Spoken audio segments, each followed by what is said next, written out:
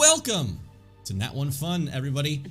Thank you very much for being here, and I hope you all had a great week.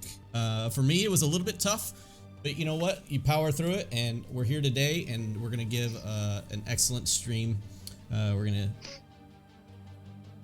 We just defeated an entire Duragar fortress single-handedly. Made our way back to town, and come up with a name for ourselves for the first time in 13 episodes. So very cool. A lot of stuff is happening. So before we get started with the stream, though, as always, let's go ahead and go through a few things. That way, there's like a really bright white light right here.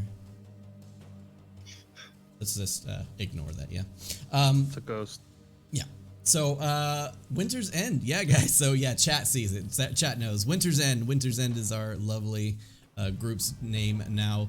So, let's go through a few things. First off, sponsorship. The lovely people at the lovely people at Dirt Cheap Dungeons had sent us a wonderful group or bunch of material to use to build, and if you don't know already, they are a awesome utility that you can use for your tabletop gaming as dungeon tiles. I think the music is just a little loud. Let me turn that down real quick so we can hear. So you can use it as dungeon tiles for your gaming table. Very cheaper on the cheap end of dungeon tiles when it comes to that stuff. It can get very expensive with stuff like Dwarven Forge and stuff like that. This is a very cool recycled, like 30% recycled material, extremely durable, and super easy to just take out of the package and use right away, as most of them are colored correctly for whatever material they're actually representing. So very cool. Go to the website, check them out at dirtcheapdungeons.com. Other than that, let's go ahead and dive into some other stuff. We have one of the most ambitious, as stated in our dice giveaway, in the title, if you type in ! dice giveaway, this month is the most ambitious dice giveaway that we've had to date. We are giving away a very special dice set that, to be honest, I have not seen any other stream or anything like that outside of like the ones independently owned by the company themselves. We are giving away a set of gemstone dice. Now, before I go ahead and spoil and give away everything, Ray, you can take off with it at first, and then of course lead into whatever you want to. So, since we are going strong for 4 months now, yeah, 4 months now, guys. I thought it would be super cool to start giving away the dice that the characters use. So, Seth, you want to talk about Kinrava's dice? Yep. This is the box that they come in. They are obsidian gemstone dice. I'm not sure if you can see it on my camera, because this camera has about the quality of a daft horse sometimes, but there you go. They are very shiny, and they make me happy, and I didn't know they were gemstone until literally this morning, so... But they are when very you buy nice. When you buy directly for looks, when you're like, I like that, Right? I don't care what it is, I like it. Right? And impulse purchases are always a good decision. But no, these are very, very lovely dice. They actually are very satisfying to hold, and they actually have a nice weight to them as well. So these are the Kinrava themed dice, and hopefully you guys will enjoy them half as much as I am, because without these, I would be fucking dead right now. These dice have done some wonderful stuff in our campaign, so I hope they have that same type of good luck to each and every one of you guys who end up either purchasing this or winning it for free from our group. Now, there is one thing different that I'd like to go ahead and state as well. Normally, we give dice away on the third week here on Nat1Fun, but because we are having a one-shot next week for Cyberpunk, which is a completely other deal we'll get into, I'm going to push it back another week. That way it gives everybody a chance to come back in and see that maybe they missed the first week's kind of like what we're talking about right now, and give them a chance to subscribe as well. So basically giving you an extra week to subscribe for these awesome dice. I believe these are some dice that deserve the extra attention. So definitely check them out. Again, if you want to, you can always type in ! dice giveaway in chat. It'll bring up the website that you guys can order directly if you don't end up winning it. We are not sponsored by these. We absolutely buy and give away each and every set of dice that we have gotten so far on stream. So every time you guys donate to us, or every time you support us with a subscription or any kind of support in general, we absolutely take that into account and we give back as much as we possibly can by getting you some of these dice. And lo and behold, these dice below. So as you can see, some wonderful, wonderful, amazing, beautiful, I could go on for days kind of click clacks. And guys, more to come. More to come. This is not the last time you'll be seeing such an awesome giveaway. This is the first of many. So let's talk about one last thing before getting started.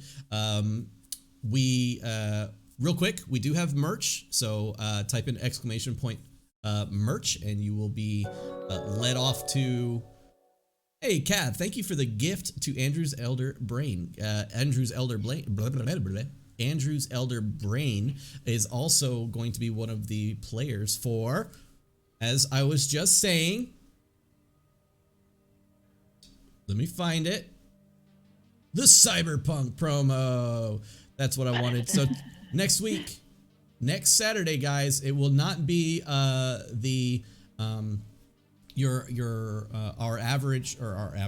every week game. It will be our Cyberpunk one shot with these wonderful creators and Twitch streamers, as you can see above. Andrew's Elder Brain, Nikki Nerds Out, Frass, Indigo. Then you have Ananda, and it says possible mystery player. We have confirmed that King Argaroth will be joining us for that awesome game. So guys, if you don't already, you should definitely go check out each and every one of these guys' Twitch channels. You can find them on social media such as Twitter. Mostly you can go to their Discords. Most of them have their own Discords and everything like set up with huge communities of their own. It's wonderful to spread the love and go over there and hang out every once in a while. Each one of these guys we've kind of talked enough to kind of, you know, really get a good sense of how awesome their communities are, and they're really just great people. I'll show you one really quick thing that I think is funny that I made. This is something that I made for King when we found out that he was joining our game. So call the phone.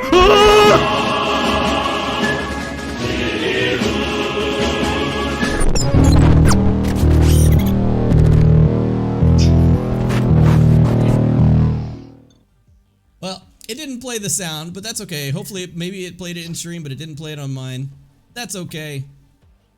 Either way, let's see. Yeah, sound still works. Okay, we're good. I just wanted to see. But anyways, I hope you enjoyed that. Okay, there was sound. Awesome. All right. So that just explains how cool and how fun, you know, we're gonna have during next week's stream. So look forward to that. We are giving away a free copy of Cyberpunk Red. We are giving away a free set of Cyberpunk themed dice, and I'm even going to be throwing away a free Nat1Fun merchandise item. So we'll have a selection of different merchandise items that you can win in next week's stream. We have 3 large giveaways in one single stream, so definitely be there. Tell your friends, tell your family. I want to see this stream go viral. I want to see so many people there. Our Talsorian Games, the people who actually created Cyberpunk Red and Cyberpunk in general, the actual game in general, gave us the free copy of Cyberpunk Red to give away. So thank you, our Talsorian Games. That's a mouthful to say. It's really difficult. But thank you for the follow, Octo Orchid. Thank you very much. I appreciate it. Welcome to the Nat1 family. So yeah, our Talsorian Games, they gave us that free copy of Cyberpunk Red, and I am pumped. We got some awesome stuff coming your way. So, dice giveaway on the 27th. Yep, dice giveaway on the 27th. 3 giveaways next week. Just a lot of stuff coming down the barrel. So, do you guys have anything else you would like to say before we get the game started? All right, excellent. As always, let's get this thing going. So let me stop the music and let's play that intro.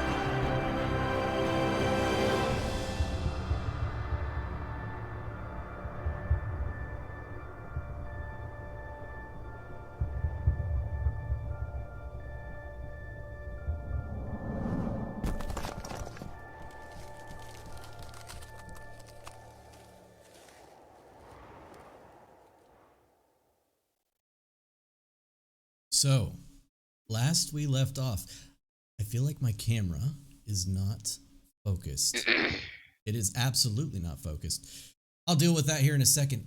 But last we left off, our adventurers had set out from the Duergar stronghold in the mountains to the north. And as they made their way south back towards Caer-Konig, back towards basically the hometown for at least a while of Kinrava, they came upon some frosted or even icy flowers that were found in the snow. Upon picking them up from the snow, they were releasing some sort of not fog, but a bit of pollen into the air. And as they did, a hallucinatory terrain appeared in front of them as a large forest of icy trees and gemstones kind of coming out of the earth appeared in front of them. All of this was created by a frost druid who, behind the scenes, created this as a bit of a test to see whether or not those who passed were worthy. The worthy part, of course, came in the fact that they wanted to make sure, or the frost druid wanted to make sure that they were able to resist temptation, and were given the sight of a statue holding what looked like a glowing stick, almost like a wand. As Leodin, unfortunately, was unable to avoid such temptation, she moved up to release the wand from the icy grip of this statue. Upon doing so, the statue exploded, and the druid made herself visible, at first in the form of a ram, but then, of course, turning into her human self. Shouting at the fact that the players were undeserving to cross her lands, attacked. And in the time that she attacked, she summoned 3 snow golems behind the team and the snow golems attacked alongside the frost druid. During that fight, noticing that normal attacks do not affect the snow golems, Leodin and Abel both fell and down to 0 HP for a time as they made death saving throws. But luckily, with some medicine checks and later on some healing, some divine healing, they were able to survive the encounter by the skin of their teeth. As they defeated the frost druid, the hallucinatory terrain disappeared, leaving nothing in its wake. Our team, harried by a terrible blizzard along their way to get there, made their way eventually to Caer-Konig, back to Caer-Konig, and returned those items that were missing and made their way to the Northlook Inn. As they, or not the Northlook Inn, excuse me, the Northern Light Inn, excuse me. As they make their way to the Northern Light Inn, the dogs, Sarah and Molly, had been injured, but luckily enough, the townspeaker knew of a person that could help with that.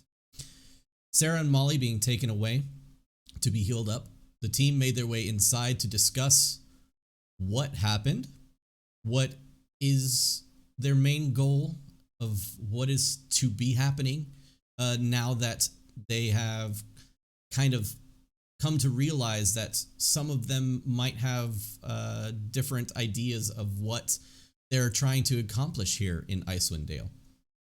After a bit of talking to by Trovis, the group came together to finally seal a bit of solidarity by creating a group name that they can go by if ever asked, as they come up with the Winter's End. And as Trovis congratulated them on their new name by going outside and painting the Winter's End over the Northern Light Inn's name, kind of basically naming the inn after them, they make their way back inside as the fire continues and our group meets up there. So let me go back over here and make sure that I don't re-up the intro. And we'll pick up from there. As the fire kind of crackles in the corner of the inn, you can see that it's dying down, and at this point, they will kind of be stoking the fire from the inside, and tell you that that basically their firewood is kind of running low. So get it while you can, because they're gonna have to run off of whale oil very soon, which of course, as you know, doesn't provide as much heat as it's almost like candlelight versus the campfire. I'm gonna go over to where I left my armor by the fire to sort of dry off from the snow that was melting off on it, and I'm gonna reach into it and pull the ring that has the chain looped through it and put it back over my head from its small place that I hid it. I'm gonna just look at the ring for a second and go over to where Trovis had his little supply of his home brew. Yep. I'm gonna fill my mug again and sort of pull the first tight, and I'm gonna go up to my room. I'm very tired. And I'll nod and start heading upstairs. Trovis kind of places his big, like, 4-fingered mitt kind of like on you, and he just kind of like puts it on your shoulder and gives you like a nod, and he says, like, get well, friend. I just nod back. Head upstairs.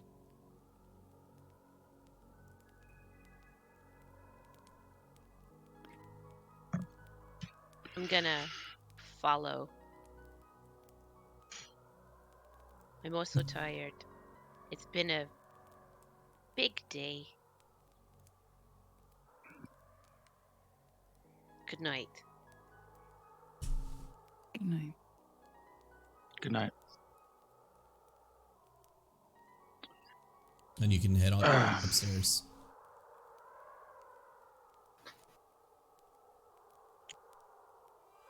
Trovis, I just wanted to thank you. I'm going to retire as well. And I'll head up.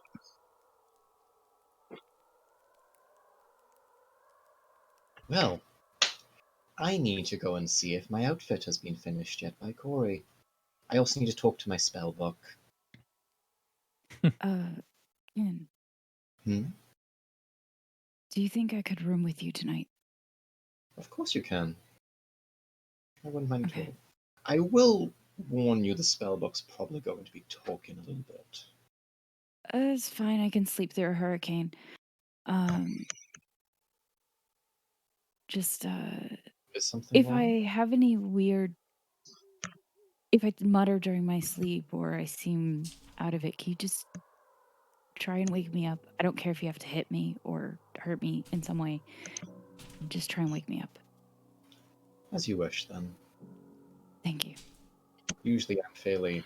well, I don't sleep the same way most of you do, so I'm usually fairly conscious of what's going on around me. I think I can do that. Okay. Thank you.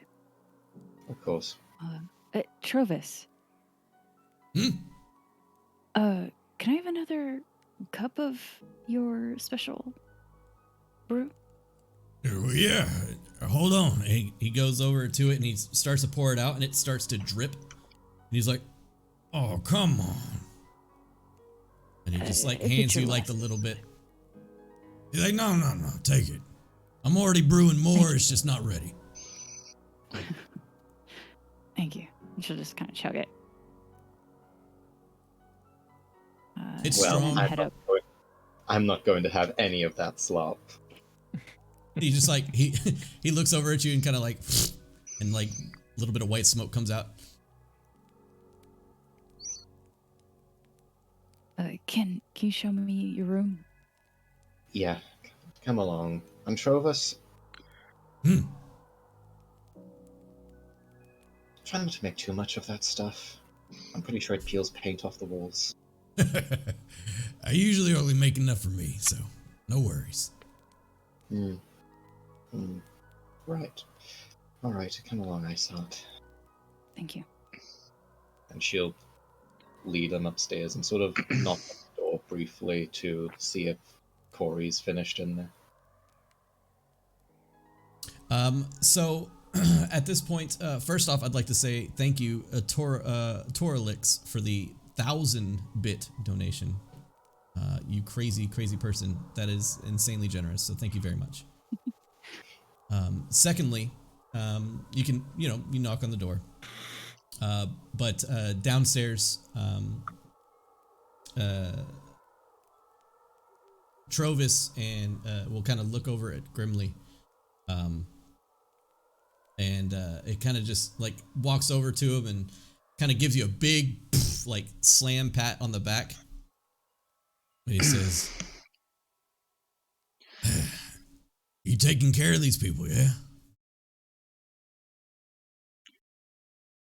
Well, it seems like they do a good job taking care of themselves. I'm kind of just here supporting. What god is it that you worship? I see on your shield you got some kind of symbolism.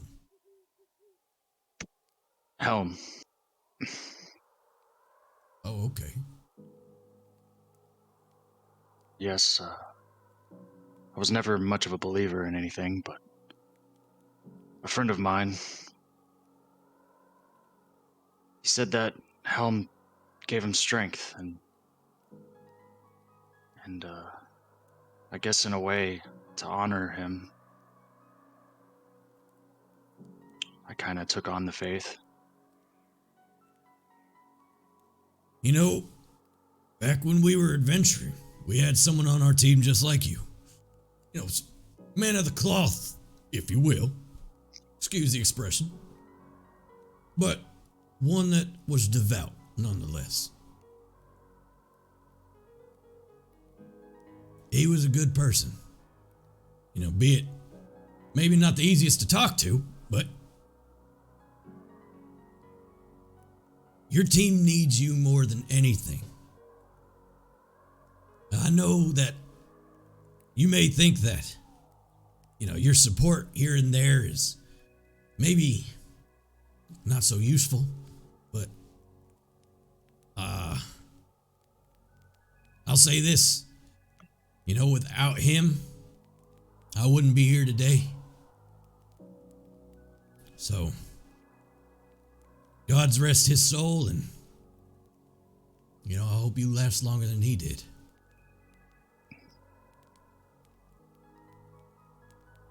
I think I'm learning that it's important to have people in your life that you would lay down your life for.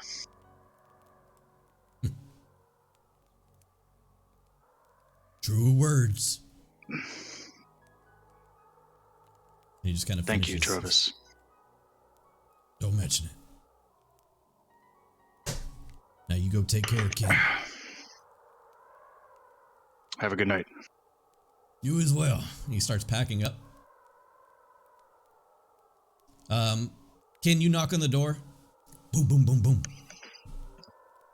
What you want? Corey, it's me. Is it finished yet? Oh, and she opens the door. And as she opens the door, you can see she has like a pin kind of like hanging out of her mouth with like a little bit of string kind of like hanging off the end. And you see in one hand she has like a pair of scissors, and she kind of like smiles at you like softly, and then walks over to the dress and clips the last bit of hemming that she has had to do on it. And she kind of looks over at you, and now she, of course, like all the like pieces of cloth that she had to remove or like do anything with are just hanging over her shoulders. Can I have my coat back now? Oh, of course, of course. By the way, you have very, very good taste with this. She's like going to take off that massive Cruella de Vil style coat and just hand it back to her. Yep. It fits her quite snug. Thank you so much, Corey. This is wonderful. Thank you. And she just kind of like looks over at you, and she kind of stares up at you because she's probably a good like foot shorter than you. And she kind of just looks up at you and rolls her eyes and sighs and gives you a hug. Kin just freezes up. Yep. And she goes, and she just backs away and pats herself down. Don't tell nobody I did that year. No one will know. No one will know. Anu has an ear-to-ear smile. She just looks over at you and she just kind of points. And then kind of smirks. Oh, I also have to fulfill a promise. One moment. Leodun, you said I promised you you'd be able to see this. Oh, it's ready. Oh. It mysteriously came from nowhere, and I have no idea how it managed to make its way in here.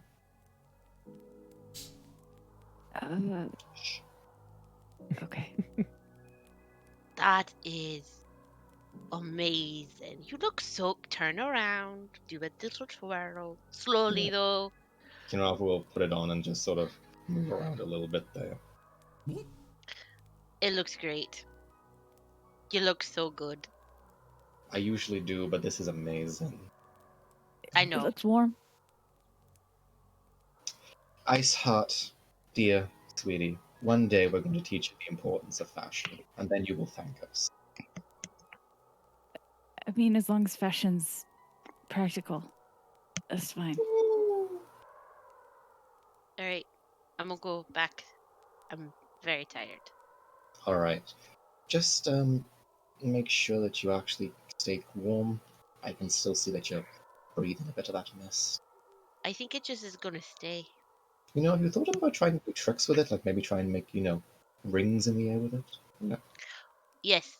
I'm a performer. Of course I've thought of that. You know, She with a kinda- cantrip, you might be able to like make that mist take different shapes when you sing in. I kind of just stalk out Oh, and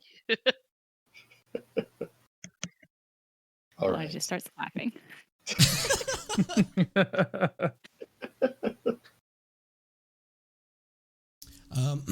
If you are interested in how Caer-Dineval now looks in her new outfit, go check out our Discord, and you can go see the artwork that was created for Kin's new outfit. I will be adding it to all the little things you see underneath here, as the avatar will be changed and all that stuff. But now we can say that it's official. So go check it out on our Discord, and we can continue from there. So, Leiden, you make your way back to your room. Olanu and Kin, what are you guys doing? Kinrava's going to grab her book real quick and open it up. And she's just going to quickly check to see if there's any new spells in there initially right now. You open it up and it's like it's waking up from a nap. I thought I changed your book. I'll deal with it later. Deal with it later.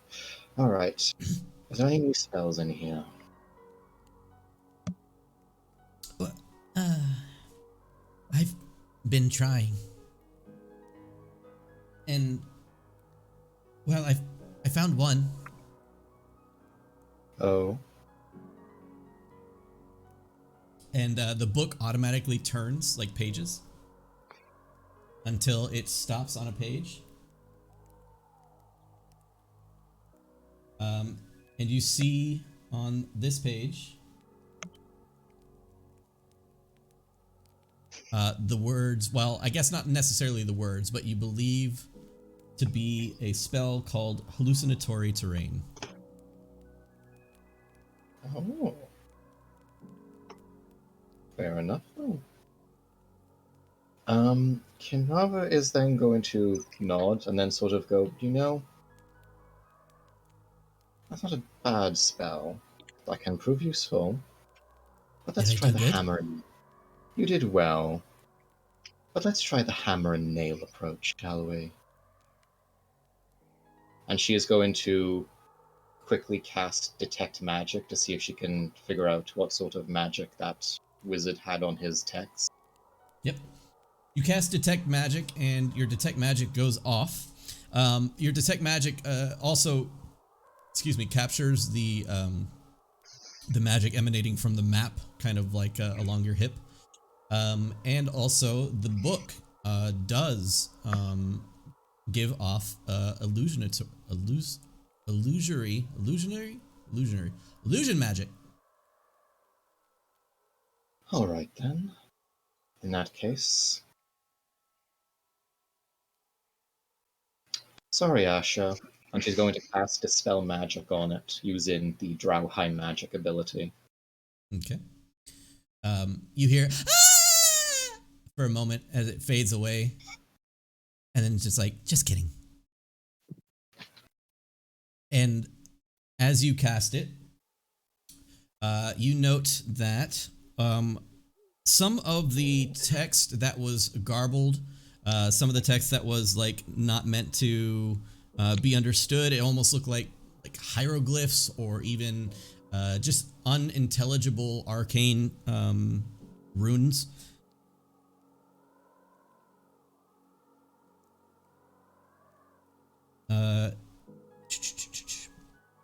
Did I give you journal entry 453? I'm not sure. Okay. I will think the only journal reiterate. The only journal entry I got was when he was talking about his classmate. Oh, we lost somebody. There we go. Ice Heart's back. There we go. Yeah, he was talking about his classmate. Okay. To reiterate the journal entries that we've had so far. One stated, a student destroyed the lab today. Arrogant fool. His creation that he was given was far above his abilities. If only they recognized my own skill for these dangerous tasks. And then journal entry 453. Chaos was the theme of today. If An apt description. I'm still bewildered watching a pair of students start to argue only to be escalated into a full-on fight with magic. These cretins are far beneath me, and shows. Yet I sat there among the rabble, and it irritates me so. You know, I'm actually surprised. I thought people on the surface would be a bit different than the ones back home, but, well, what do you know?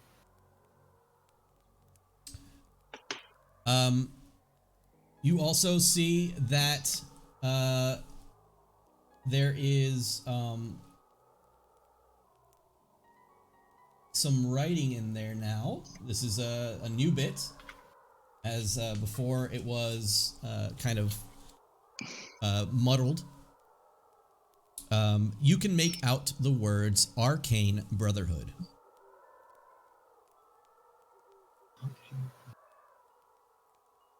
Would that ring any bells for me? Go ahead and roll a history check, please.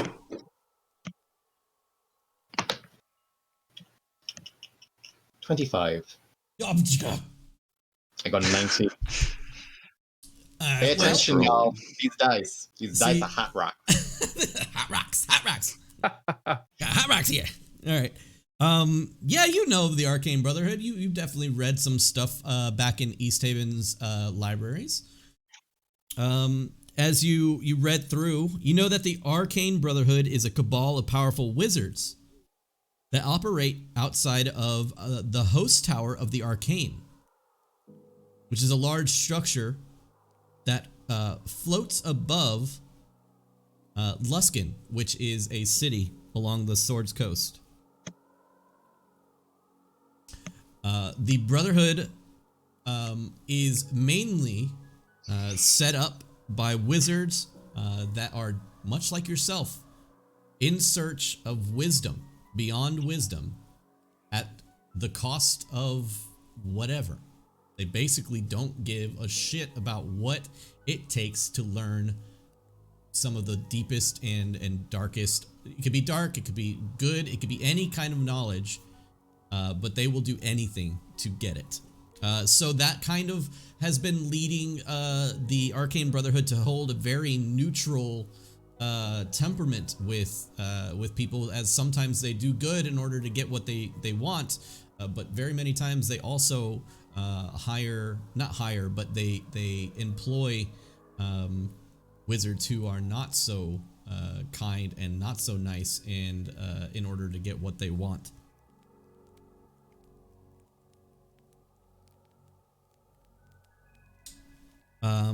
As for now, that's what you get with your 23. Okay.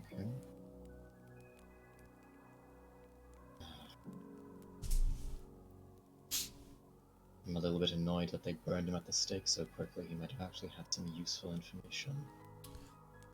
I will also say that with your Dispel Magic, which is what, a level 2, yes?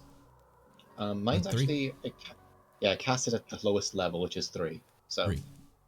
Yeah. So Because it's an ability, so it's always the lowest level. yeah, no problem. So with that, you are also granted new vision to different spells. You now see the spells Confusion, Conjure Elemental, Illusory Script, Invisibility, and Major Image. Okay, I'm not going to complain about that. But you This guy was see like, that damn. there are still areas of the book that are indecipherable. Damn. This guy was like an illusionist or something. Illusionist and then fireball. And then Fireball. Any You always wizard gotta that have a fireball. fireball Look, in their any spell good is wizard trouble. has Fireball in their back pocket. Yeah. Hey, Nikki Nerds Out with the big raid. Nikki, Welcome everybody from Nikki. Love you guys. welcome from Nikki. Yeah, welcome from Nikki Nerds Out, everybody. We already did a huge shout out for you at the beginning of the stream, Nikki. But we'll do another one. Nikki Nerds Out is going to be in next week's Cyberpunk game. She is going to be playing our wonderful healer of the group. She will be a med tech. So go check that out. Be there. It's gonna be some good stuff. We've come up with some hilarious and amazing roleplay opportunities for her. So it's gonna be really fun. So like I said, next week here on this channel, guys, if you're not already following, follow. If you've got that Twitch Prime, or you feel like you want to enter yourself into some awesome giveaways, we're going to be giving away a free copy of Cyberpunk Red. We're going to be giving away a free set of Cyberpunk themed dice. Here are just a few to kind of show them off real quick, and it's not going to do it because I forgot that I need to fix my camera. But some amazing stuff, and also some free merch we're going to be giving away. Check us out. You just need to be subscribed to the channel. So thank you, Nikki, again. I hope you had a wonderful stream, and I hope you enjoyed today's stream. Kin has just deciphered some awesome spells in her ever revealing spell book that she carries along with her. Okay, Kin, yeah, you do notice that there is quite a bit of illusion type magic.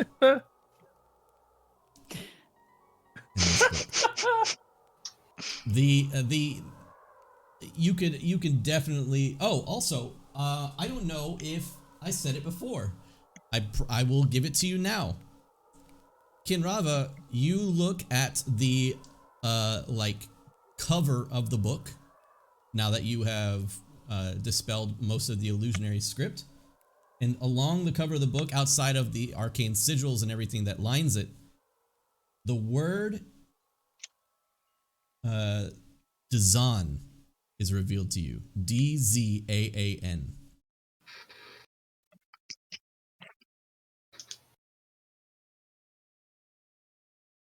Does that mean anything in the languages I know, or does it seem more like a name or something?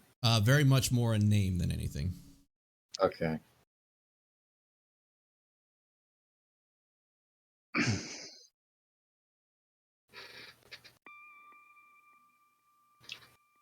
Well, this is why we read. Good work, Asha. Thank you, Master. I'm going to make sure I change your voice, though. Would you prefer this one? Yes, I would. Keep using that one, you stupid pile of pages. Very well. Good boy. I'm going to do one last thing tonight, and she's going to take that small little golden spider brooch off of her previous outfit that she had. Sort of twirl it around in her fingers for a little bit.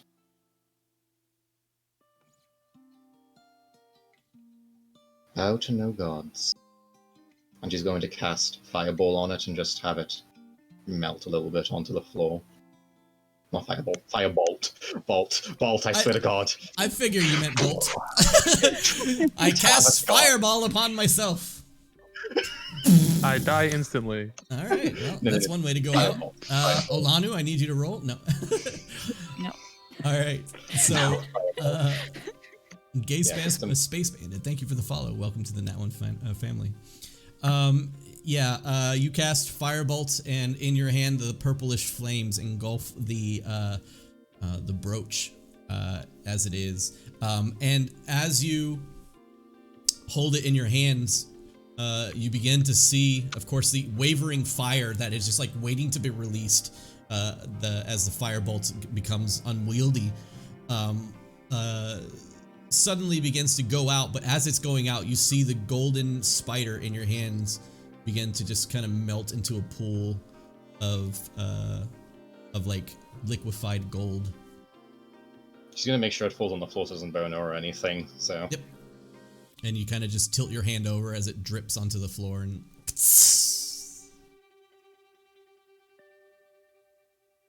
Well, sorry about all of that, Ice Heart. I am now quite content to turn in for the night. She's already snoring. No. She laid at her bedroll in front of the door. Percy's laying next to her, and she's just out. Excellent. Kinrafa will just go into a meditative trance then for the night. Okay. Abel? Leodin, are you doing anything else for the night? Abel, what you Had got? a small thing. As Abel goes into the room that he has, now that he knows there are individual rooms, he doesn't have to stay with Grimly. The He goes tradition and he sits on the edge of the bed, sort of still shirtless, and he takes the furs off, and he's just leaning at the edge of the bed with his elbows on his legs, sort of holding the mug full of Trovis's alcohol, sort of by the rim, and he's just looking down, ruminating over the day. He was doing so well in the Durgar fortress, and then everything changed as soon as they left in that fight with the Frost Druid and how useless he was, and he's just thinking about that and how he couldn't do anything and how things would have been different if he just wasn't so weak in that moment. He just takes a deep drink from his mug, finishes it, and places the mug on the sort of nightstand next to the bed and lays down.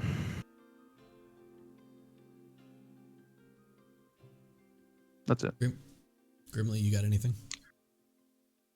Yeah, going to head to my room and don my armor off, take off my tabard, lay it across the bed, and just think about how everything went so well for me in that last fight. And how useful I was. You motherfucker. No. I don't want to say it. Yeah. And just gonna thank Helm for. God damn it. Sorry, I'm breaking. Go. All right, and scene, go. And I'm just gonna think to Helm that I wouldn't be able to do what I've been doing if it wasn't for him guiding me and giving me the strength. And just take a moment to reflect over that before I go to bed.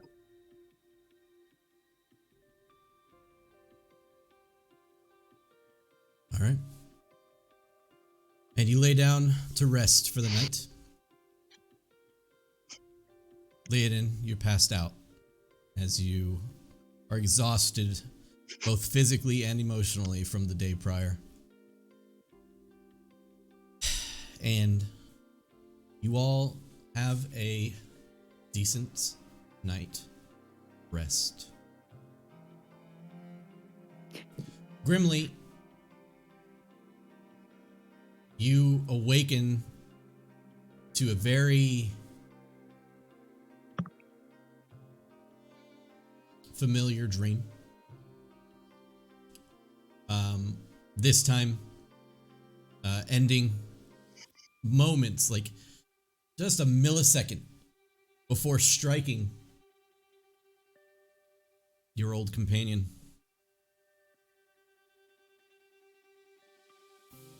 This time, as you wake up, you feel your hair and your eyes, and you can see the glow around you light the room up with that golden light that you use, or that happens whenever you use your spells. and then it dims. And it is now morning time. I say morning time, it is still dark outside.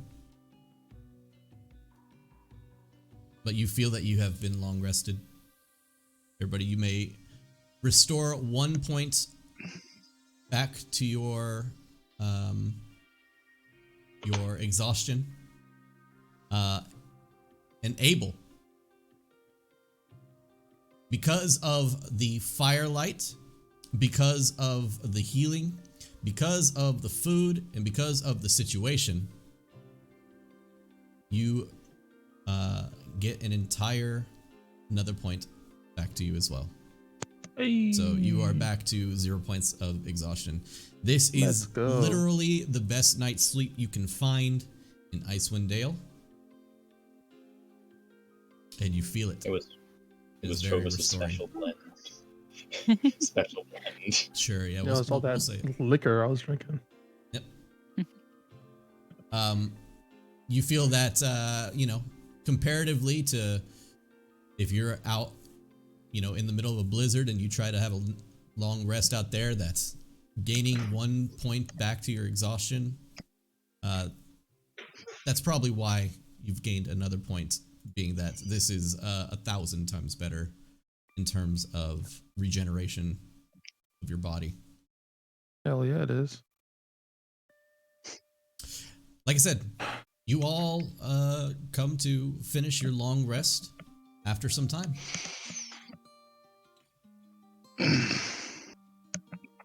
What do you do?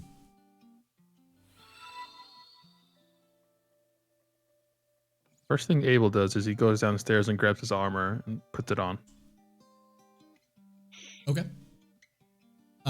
You go downstairs and you see that somebody has set it all up, instead of it being just like on a pile, like in the corner. Has set it up on a bit of an armor rack, off in the corner, and it's been basically repaired in terms of the slashes and the cuts that it has taken over the last few bits of combat. Do I see Allie or Corey anywhere in here? Or Travis? You do not see Allie or Corey this morning, at least. It is very, early in terms of, doing things. You'll hear some pots and pans kind of banging around in the back. I'll just go start putting my armor on, taking my time, sort of inspecting where the small repairs are made. Usually I have to do that myself. Yep. You And then notice I'll- that the leather has been repaired across the chest, especially. I'll put the armor on and then I will start openly wearing the chain with the ring on it. As opposed to under the armor, it's now over the armor. Yep. So you see And I'll now just sit- the bulging cloth that you kind of wear around your neck. It's over top of that now. I'll just sit and wait for everyone else. I'm gonna wake up or get up out of bed after that, and I'm gonna walk over to my pack and grab my book out, sit on the bed, and pull it open to my last entry. And I'm just gonna write in it real quick. I haven't written this in a long time. The start of winter's end. And then close it and put it away. Get ready for the day. So good. You feel like the final pen stroke as you finish off the D at the end of end. You feel like when you lift it off the paper that a burden is kind of lifted off of your heart almost as you place everything back. Good news, Iceheart. You didn't what? show We didn't go wandering around. Okay, that is good news. Okay, yeah, awesome. Sorry, gonna get myself together. Give me a minute. Just Percy kind of rolling Percy up kind of beside. flutters awake as you're like it's on your chest as you like wake up like very like abruptly, trying to gather itself like half awake, and you can gather your stuff. Leadin. Sorry, yes. I was gonna say Cuckoo kind of walks up to your bedside. He's like, I'm kind of hungry. Do you want to see what they've got in the kitchen? Yeah. I don't think they've got rabbit. Okay, then no. Well, let's go see what they've got. Okay, well, ask if they have rabbits still. I will, don't worry. I almost had Okay. that one back at the forest. I know, and it got away.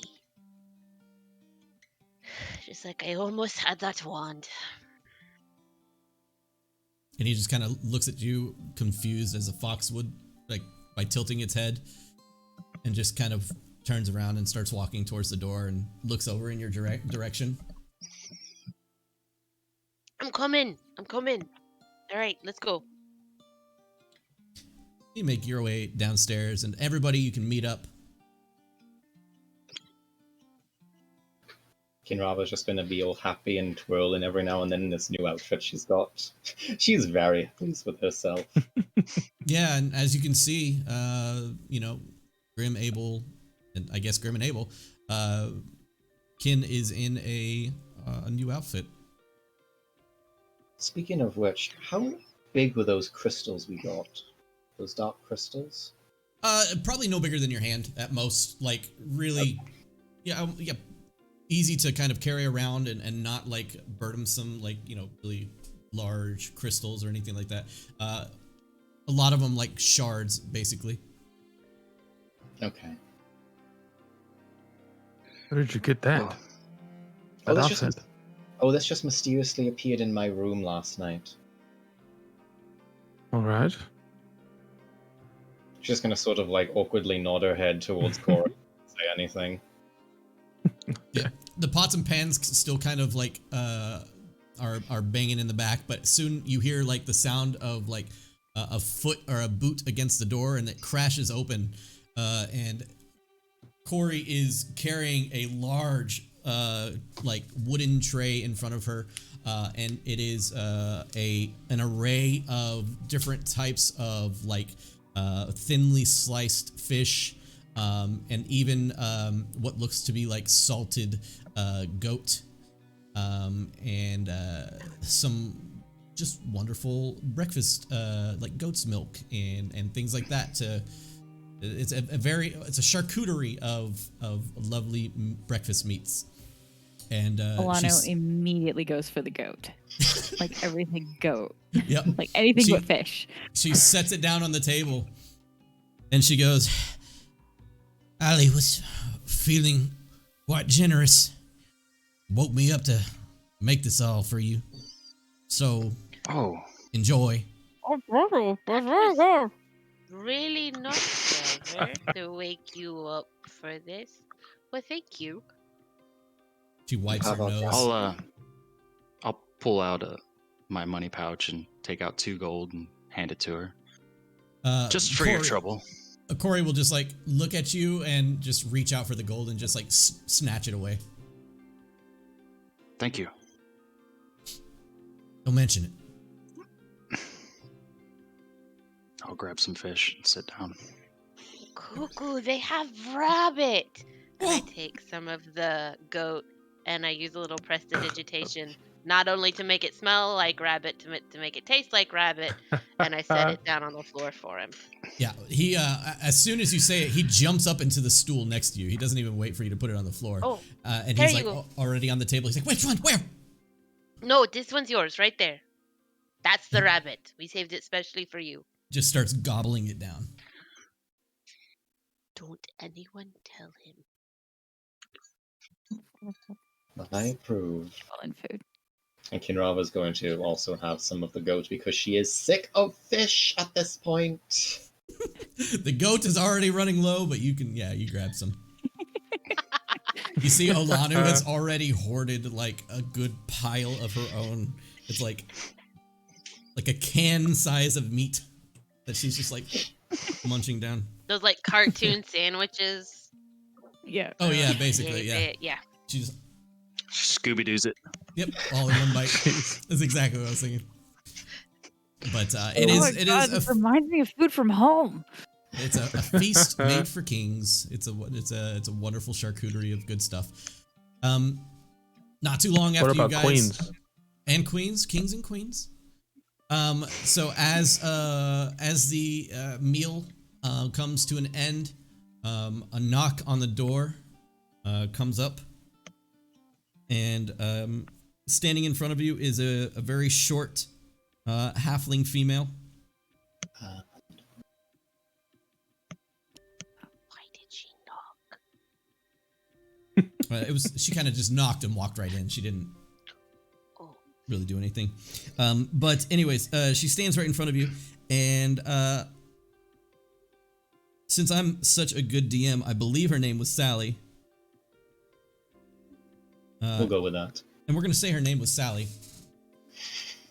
And so Sally stands now in front of you, and she kind of like, she looks like she's been up all night. She kind of has a very tired look upon her face, and she looks over at the group and she says, I think your pups will make it. Oh, thank you so much. Just give them some time to recover, and they were exhausted last night and pretty beat up. Yes. Kinrava, do you think that Trovis would be able to look after Sarah and Molly? I'd argue he's not able to look after himself right now, but he does have a soft spot for animals. I'm sure he'll take good care of them. I think it's best that they stay. I'm more than happy to carry the cart. I would actually have to agree to that. They were very badly hurt, and truth be told, there's a lot of sentimental value that you have attached to those animals.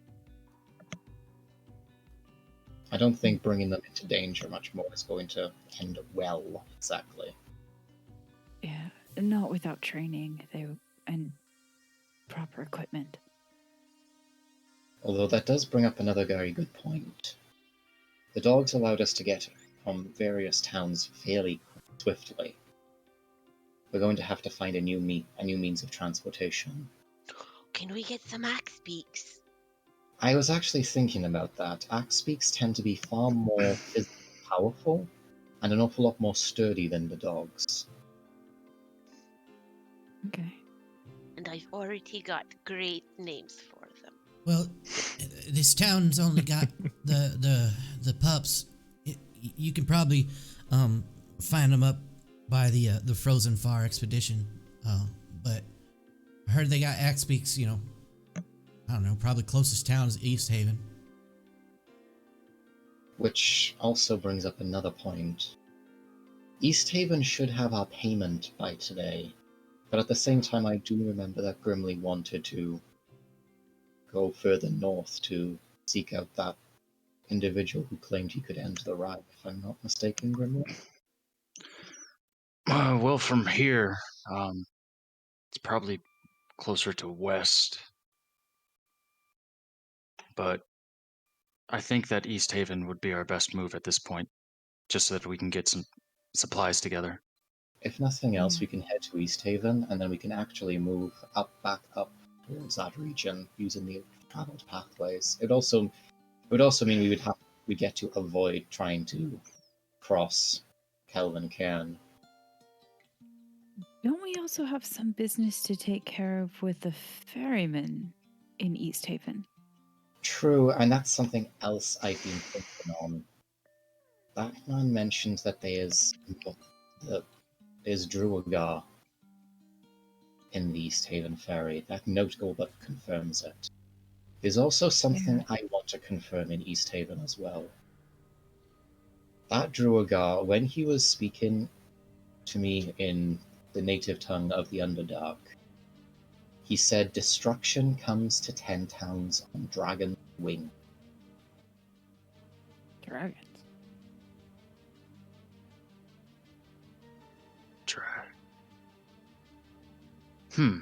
That's odd. I'd like to return to Easthaven to at least check in with Tommen's bookstore to see if I can learn of any sort of local dragons in Icewind. Yeah.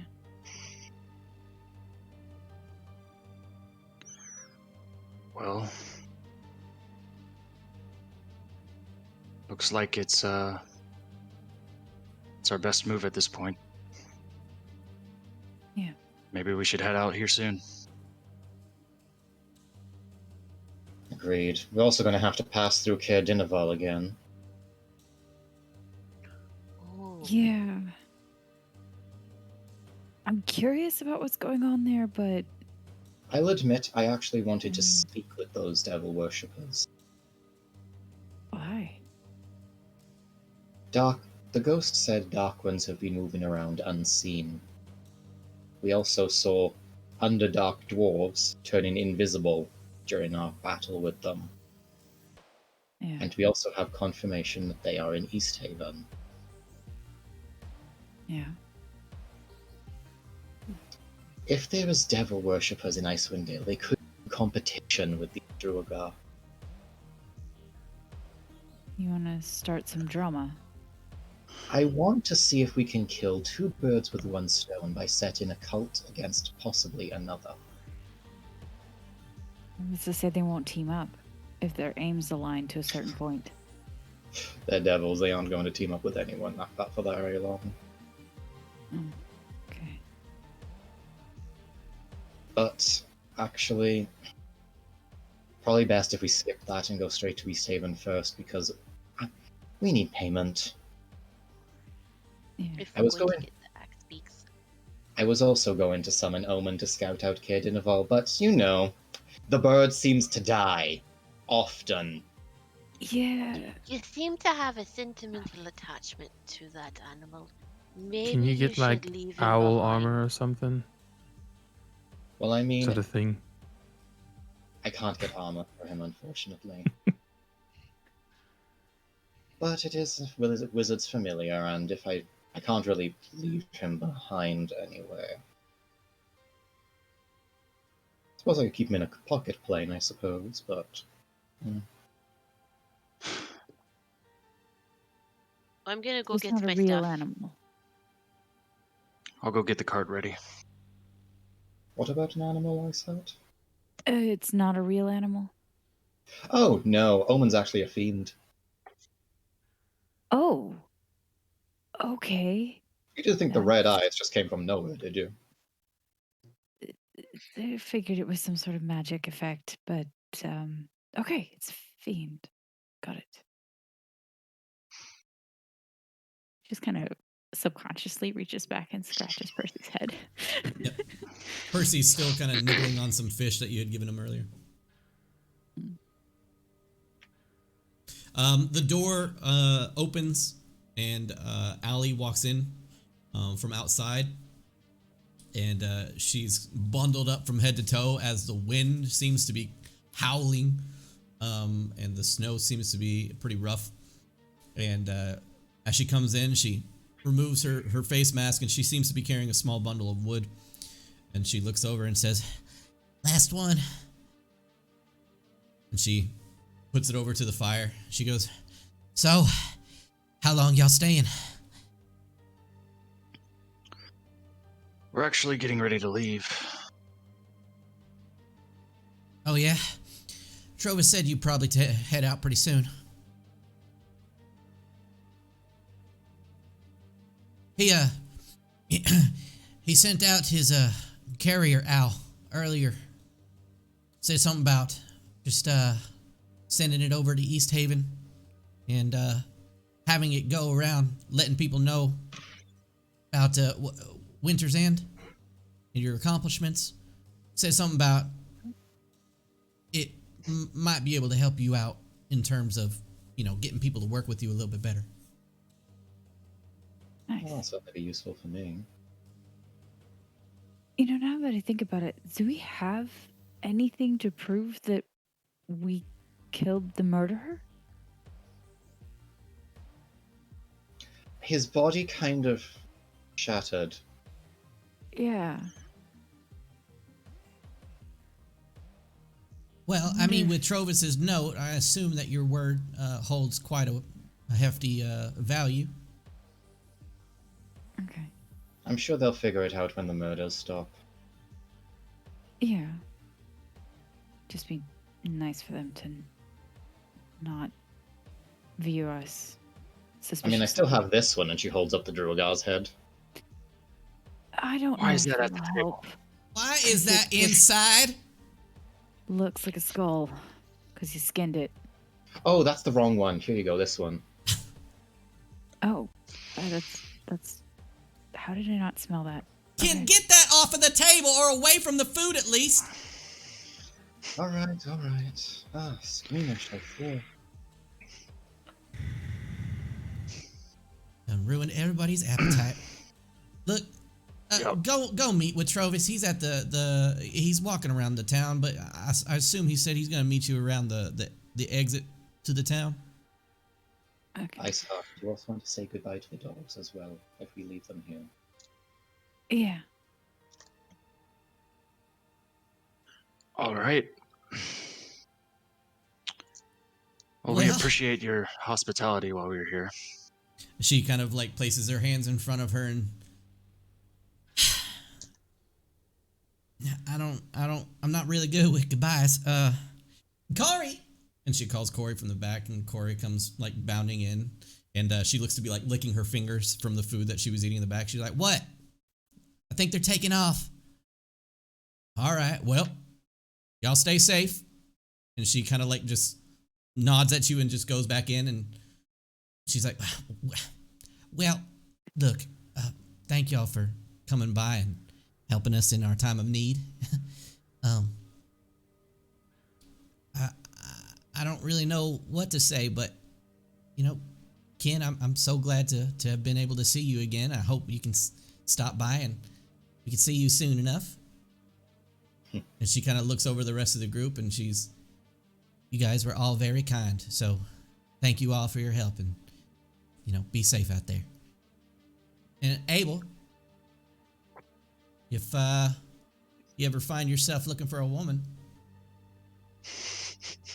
I She just kinda hold up just- the necklace with the ring on it. and she just like immediately gets embarrassed, and she's like, "Yeah, I'm just saying." Kinrala's going to cast Minor Illusion to make it look like there's 5 rings on there. What? I like shake the necklace. What in the world? Fuck.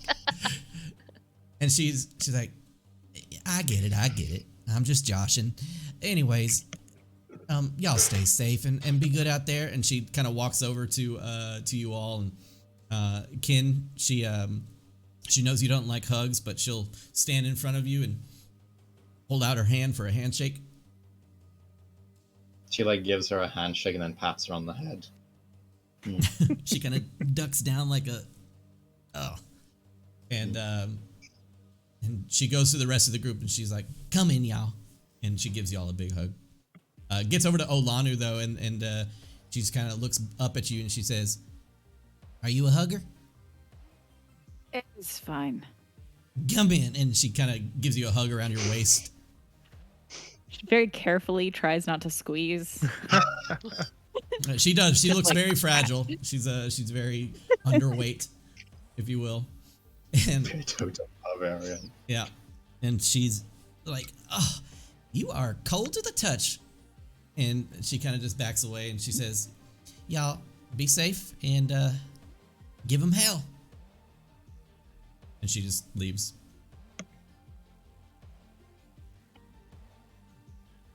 Okay, we're off then. Let's at least see the dogs and then see Trovis off. You notice that the halfling has been eating off of the charcuterie for like the past 10 minutes. Finishes, licks her fingers, and she goes, "Y'all just follow me then." And then she leads you to like the southwest part of town, far off and around the curve of the town, and leads you up to like a small little shack. It's a very small, like what maybe could be a 1 or 2 bedroom at most shack. And she opens it up, and inside she is burning some whale oil. And you see Sarah and Molly covered up in like bandages. One of them has like a basically like a cast, but more like a splint on one of their legs. And one of them's like tied down, like the ear is like tied down by one of the bandages. And they seem to just be like sleeping cuddled up next to the oil.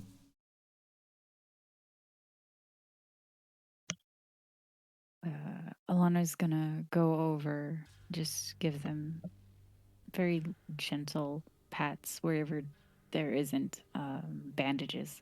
Yep. They awake, but very slowly, and kind of look up at you, and kind of just sink their head into your hand wherever you're petting.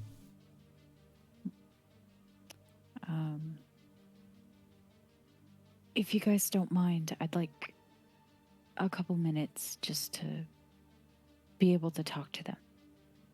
Take all the time you need. And she will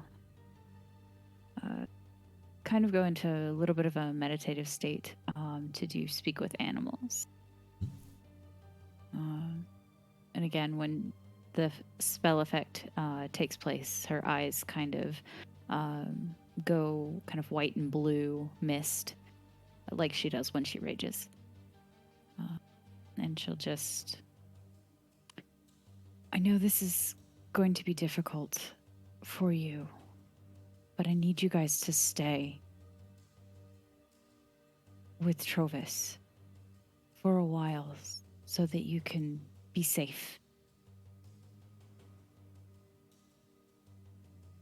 They kind of they look at each other because they like understand you, and like look back over at you, and they're like, okay,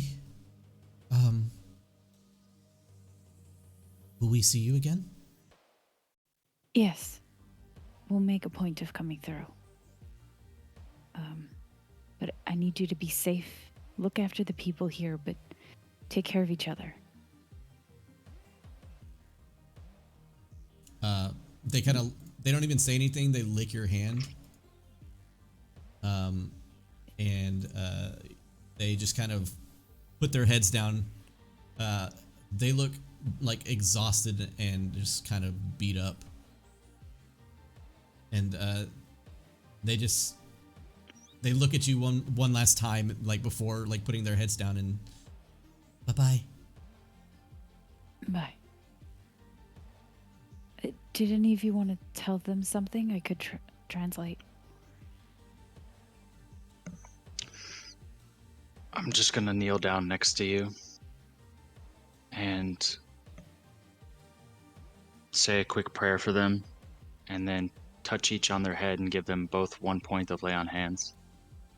Just a little golden touch on each one while I'm praying. Yeah. When you like touch their forehead, it's like a golden ripple, as if you like touched the surface of water. It like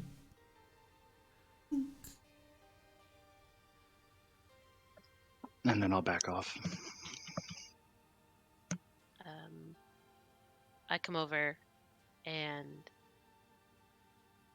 I just love on them gently. And Iceheart, would you mind translating what I'm about to say to him? No, it's fine. Thank you so much for being great dogs and for always doing everything we needed you to do. And she'll say that over. I kiss the tops of their heads and I back away. All right. As you are exiting the house, Cuckoo walks right up behind Leodin right after you and just looks at the dogs and says, "Bye, Smelly," and just exits the room behind Leodin. I don't think you have to translate that. Okay. Yeah. And she'll get up, let the spell effect fade, and walk. All right. And you exit, leaving Sarah and Molly in Caer-Konig, and you make your way towards the exit of the town, which is just to the north of you guys, towards the speaker's house. You can see the ruins of the castle laid out in the snow. It is very heavily snowing at this point. The wind is kind of blowing pretty hard. There's a bit of a sideways 45-degree angle kind of wind blowing the snow in your face. And it is dark as crap. But off in the distance, you can see a what looks to be a torch and the silhouette of a dragonborn sitting up against the side of a building.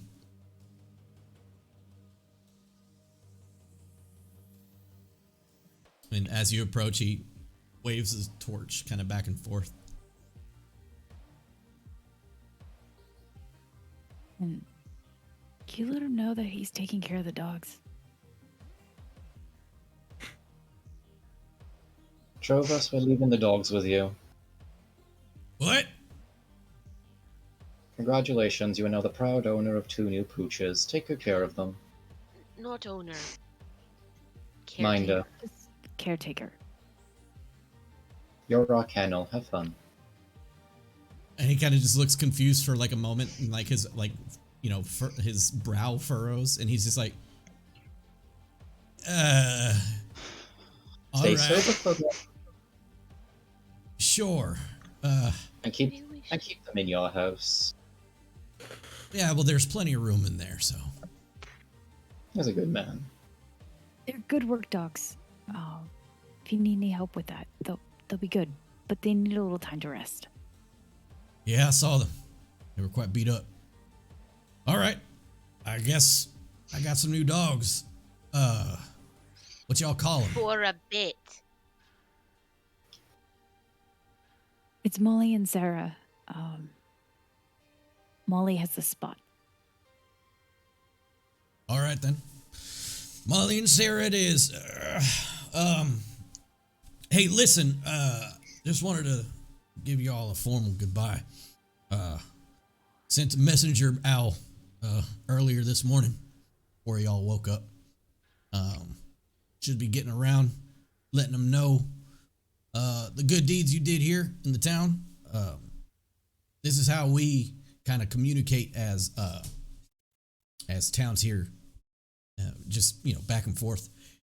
So you guys can expect some hopefully at least some good-mannered folks helping you out if need be. As it goes, more good stuff you do, the more the towns will respect you. Hopefully, at least. Anyways, know that you're always welcome here in Caer-Konig. And he kind of just looks over at the group, breathes heavily, and he walks over to Kin, stands in front of you, and takes his hands and places it on your shoulders, like on either side of your shoulders, and looks you up and down.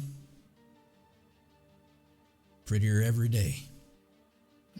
And he just brings you in for a big hug and pulls you away. He says, one of these days you'll appreciate that. And he just kind of has like a smile or a grin. He's like, now don't go getting yourself killed. Yeah. And he looks over at the group and he goes, that goes for all of y'all. Don't y'all go get killed either. Do our best. All right. Well, Did you not sure how long the weather's supposed to be like this, so keep your heads up. Did you by chance repair my armor last night? No. Repair Can I roll an armor. insight check? Yeah. Yeah, roll an insight check.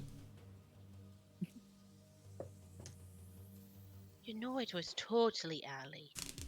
22. Motherfucker, he rolled a 1. Let's see, hold on. We got a nat 1 here. First nat 1 of the game. He will yeah, it wasn't you. He will kind of like as you say, you know, did you rearrange and fix my armor? He'll say no, and then he'll kind of look down at the ground and like smile, and he'll look back up, and you can't just go running around in broken down armor. He goes, venturing in my time, like I said before 100 times, you know, you gotta look good when you're doing it at least. Abel smirks and then I I suppose appreciate that. I suppose some of us have to try to look good. That's why He you just got kind of under looks grip. down like, what? Usually I have to repair it myself, so thank you. No skin off my back. Don't you mean scales? That's what I said, wasn't it? Hmm. It's good. Thank you, Trovis, for everything. I'm Sure. sure we'll meet again. In due time. Hmm. I'll reach out my hand to shake his hand. Yep. You shake his hand and he's got a fucking firm grip. He has a firm grip. I pull my hand away and sort of massage my hand as I pull it away. You can see a big old smile, like he has one of like the teeth along his jaw is just like hanging out the bottom and kind of poking out one of his the side of his lip as he grins. And he goes, "Go ahead, Grim." I appreciate you taking us fishing as well. That was a good time. Yeah. Maybe next time you'll catch something. Maybe. Well, good luck. Hey, same to y'all. Now y'all get moving. The storm might get worse. Who knows?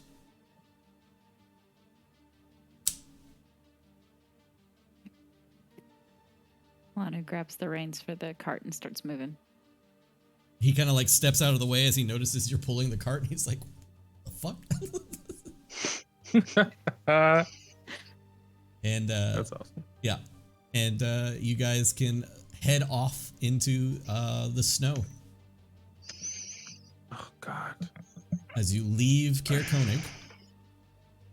You note that the light from the torch that he was carrying kind of stays where it is as you make your way kind of distant off into the snow until finally, once out of sight, basically the torch begins to move into the city or into the town.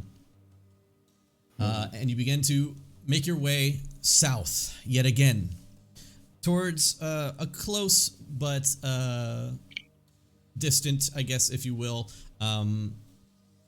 township of Caer-Dineval. And with your proper gear and everything along with you, you only need to take about an hour and a half to get there. And let me set up some sound effects and movement. And no, I'm just setting up the ambiance. Setting up the ambiance. Let me just City's load on my fire. battle maps. Let me Hold just on. load my battle Yeah, maps I up. was about to say, you are here on this this map. Don't mind the 40 goblins surrounding you. I'll describe those here in a on the second. DM layer. Yeah, on the DM layer. No. You guys basically are now underway, about an hour and a half into travel. As I like to say, our days start at around 8 a.m. if at any point you guys want to say, hey, I want to sleep in, or hey, I want to wake up early, it's going to be centered around that 8 a.m. Kind of threshold, if you will. So just let me know prior to waking up, or even like during the day saying like, oh, by the way, you know, we would have liked to have woken up early kind of thing. That's totally fine too. All right. So now we are going to move you over to... Okay, good. the battle map, obviously. We're going to move you over to Caer-Dineval. And it's just as you left it. As you look into the distance, now coming from the north, you can see the castle from quite a distance off. The castle that is basically at the top. It's a huge mimic. The castle's a mimic. The castle at the top of the hill has its four cone-shaped corners at each one of the four corners of the outside of the castle, and it's very put out there. It's like right at the top of the hill, so it's the first thing you see along your way back. And as you get closer, you are basically splitting now in between the Caer or the castle and the tavern called the Uphill Climb, as you had recently stopped by not too long ago. Can we just keep going? Yeah. Unless you wanted to stop Ken. I don't want to talk with them, but I want to see if I can at least get a peek at one of them.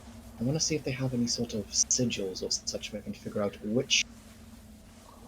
The 9 hells are made up of various layers. I want to figure out at the very least which one of those layers these ones seem to be associated with. Would that be anyone in the town, or would that be someone in the keep? I'm hoping that they might simply just be guards outside of the keep. You... like a walk by? Try and see if you can notice anything. Just go Why slower not? than normal. I've got this nice cape. Do you want me to just walk over there? Who's fairly good at sneaking around anyway? I'm alright. I'm alright. Leadin's pretty darn good with that cape on, at least for Also, just in life, she's pretty good. sure. Yeah. Yeah. The cape Just good at definitely everything. helps. Yeah. You know what? Leodin, could you do me a favor Should've and just take a arrived. small little pass by them as close as you can? And in fact, actually, you can get as close as you want, and Kinrava's going to mumble and wave her hand and cast invisibility on Leodin. Oh shit! Oh, Jesus. Okay. Oh, that's Well, new. that happened. Oh shit! So, without much of a flair, or without much, pomp and circumstance, it just suddenly, Leodin, your image, imagine your skin basically turns into a mirror for a moment, and then suddenly just gone. Abel Remind definitely not jealous. regular invisibility. It's just literally my body. Are my clothes invisible? Yes. Everything Yes. is invisible Making on you. sure. I was hoping I didn't have to do an invisible Gotta be naked. man.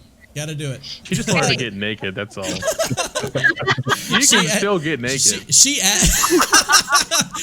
asks in character, do I gotta get naked? No, you don't. Oh god. Can All you right. do not? Am I invisible? Yes, you are for the next hour. Can you ask me next time? Because it's mostly I really like people to see me. I like to be seen. Never mind. And she just starts trudging towards the. We can still see your footprints. That doesn't help. But thank you for the encouragement. I'll keep it in mind.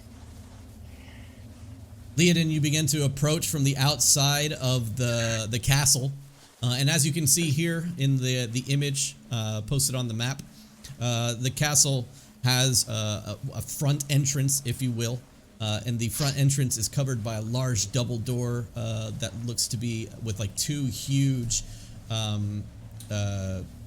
like metal bar facets that go from left to right on each door that are faceted by big metal rivets. And they're huge. They're probably like 15 feet total wooden doors as you approach. Now, before we begin, Zach's Big Wave, thank you for the raid of 13 people. Big shout out to Zach's Big Wave. Can I get a shout out to their stream, please? Zach is a very awesome supporter of our stream, and I would definitely like to make sure that he gets his just rewards for coming in and supporting us even more now. So if you're coming in from Zach's stream, welcome, guys. Welcome, welcome, welcome. Welcome. Leodin, you explode. Oh, God all damn right. it, Leon. So Not again. maybe this is how you meet the character I've not created yet. You step on a landmine, Hey, whoa. actually. I knew I should have went with you. As you approach the entrance to the Caer, you see a sturdy stone castle devoid of warmth and ostentation squats atop the cliffs overlooking the town and the frozen harbor. I'm actually going to stop the sledding sound effect as well. Some footprints though. Overlooking the frozen harbor, warding the castle entrance are thick, battle-hardened wooden doors. 4 cylindrical guard towers have wind-worn flags bearing the town's heraldry, which, when you look at it, is that of a large, like, castle tower and a red trout on top of a blue colored surface. They are fluttering above their tiled conical roofs. These towers are connected by icy battlements and parapets.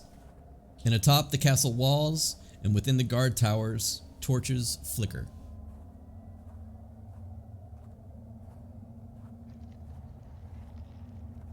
All right, I want to try to get in.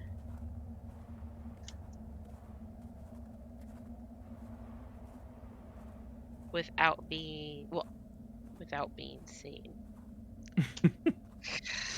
Now the two wooden doors that reach 15 feet in the air and seem to be bolstered, they are very much closed. Is there anyone coming in and out? Or Not is currently, this at look least. like it's been- Okay. You do see footsteps in and out, though. You do see easily. You'll see footsteps in the snow.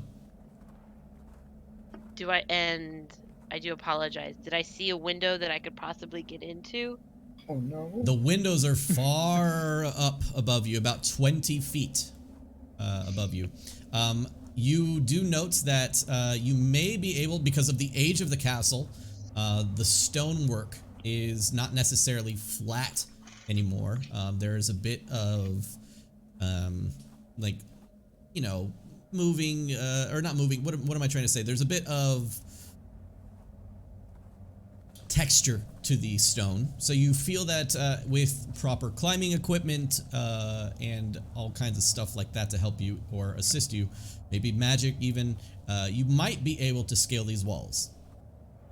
Why did I send the impulsive pod? So the first thing I want to try is using prestidigitation and having a knock sound happen on the door. Okay. You walk up to it, the knock goes off, or, you know, the sound of a knock goes off. And you hear some, like, commotion above the doorway, far above you, like 20 feet or so. And looking outside of, like, one of the windows. Invisibility drops. Oh, that's true, yeah, invisibility drops. So, as soon as the knock happens, invisibility goes down. Looks outside the window. He looks down and says, "Yeah, what do you want?" I just wanted to talk to somebody. I have a quick question. Who are you looking for? I was sent here, and I don't remember the person's name who sent me, but I had to come and ask a question of the person in charge. Do you mind if I speak to him? No visitors. It'll be like a quick, no, it's like 5 seconds of a question. I have to do it or I'm gonna get in trouble. Please. Go back to I've where you got came 2 from. You're gold in it wasting my for you. time. And he closes the window.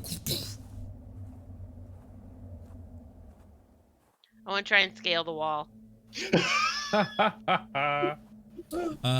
Do you want to don your climbing gear in order to do so? You find that the footing is extremely dangerous if you don't do so with the proper equipment. Yes. Can we was see like, her at this point? You can see her. what the Yes. spells? Kinra was like, Damn it. "Ah, crap. Is that supposed to happen? I thought you said an No. hour. I start Should we running help up. Is she climbing right now? Yeah, like at first you would see Leodin attempt to climb, get like 2 or 3 steps up, and then slide down the side of the wall. I'll But start yeah, I running want up to to her. put on my climbing gear. Okay. And try and. Then at this point, Abel and Leodin, are you attempting to do this sneakily or just like, you know, let me in? No? Alright then. And just start putting on your gear. No, I want to do it. Well, as I'm running up, I'm going to motion for them to join too. Kinra will come up. Okay. Oh. Are you attempting to come up stealthily or just like running up to the position? Kinrava's just going to walk up. Okay. Yeah, I'm just coming up. You approach the front gates and the wooden slat opens up and he kind of looks over at the group. What the hell? What do you all want? Kinrava will I then told say, you I needed to talk to the person in charge. These are all of my bosses. They've come to flame me for not getting the information I need. I need 3 minutes with the person in charge, or I'm going to lose my head, probably literally. Do you see that little guy right there? He is so very mean that I'm more worried about him than the tall one. I just needed 3 minutes. Kinrava's then God. going to quickly add in Infernal that we found a dark dwarf problem. And she's going to hold up that severed head. He's like about to fucking go off on Leodin. Like as she's talking, he's like ready to like jump in and say something, but she just keeps going and going and going until finally she ends and you hold up the Duragar head and he's like, "You son of a," and he stops talking. He doesn't stop talking when you speak in Infernal, but when you hold up the head, he's like, "What is that?" The person who had my job last. It's also what's been stalking around several of the 10 towns. Why don't you just let me go? 1 second. Do what I'm doing? And like he's were- gone. He's gone for like a good amount of time. Like after 5 minutes, you see some like random other person's like head poke out and look down at you, and then come like put their head back in. And We were then afraid you were going to Window die. now. the sound of chains and the sound of as the door begins to open, and the door opens in front of you. There is a portcullis right behind it that begins to slowly get raised as well. Inside is a long hallway about 15 feet that leads to another portcullis, and it looks to be another wooden door behind that one. And as soon as you guys enter, Anyone getting in here? the portcullis and doors behind you close. And you look up, you can see holes probably the size of like buckets, about 9 of them, into the ceiling above you. And you can see, looking down, you can see 2 people looking through the holes directly at you as the portcullis begins to make its way up, and the door slowly into the courtyard. I thought we were just gonna take a look. I did too. I did too. You wanted to see the sigil. You can't see the sigil. No, you're right. Okay. She's right. Okay, Leodin, remember when I said earlier what you did was stupid at the druid place? No, this was my stupid idea. This was my stupid idea. I take full All right, thanks. responsibility.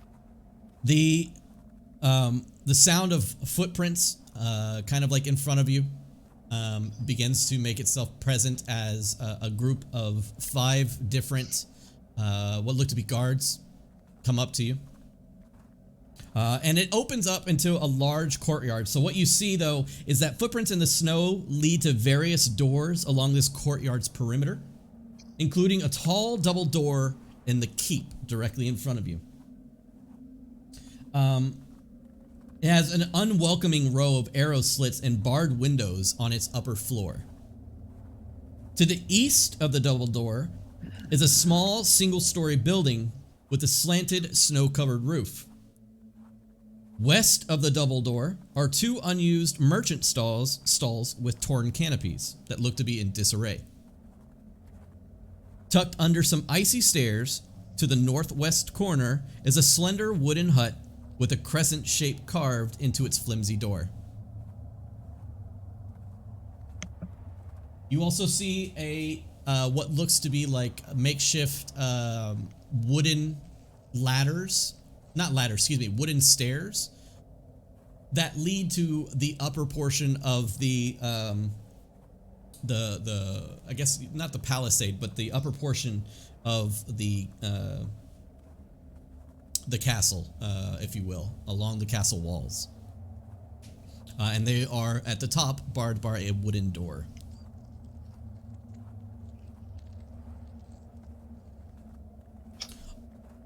All right. You see a group again of about 5 people approaching you. They look to be like humans. They are both male and female.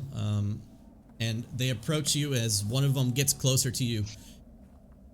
And he says, "Who had the dwarf head?" I mean, technically I've got 2, but here's the one with skin on it. He looks at it and kind of whispers over to his friend, kind of like behind as they like look the other direction. Leodin, you're the best at talking. Could you explain how we came across this, please? So there was a fortress. Now you like me. There was a fortress a ways away that had some Durgar in there, and we defeated them, and she wanted the heads, so she cut off the heads, and now she skinned some of them and haven't skinned the other ones, and this is what we've got, the Durgar head. They seem like a little off-put by the fact that you're carrying a Duragar's head, but the second that you show it, you see a couple of them smile. And he just says, "Follow me." And he turns around and starts heading towards the main entrance to the castle, or to the keep. Do I notice any... I'm gonna look around. Do I notice any, like, arrows in the holes, or... You see tons, of course, of like arrow slits that like look down into the courtyard, like from all around. Mostly, of course, the second floor. There's plenty of arrow slits.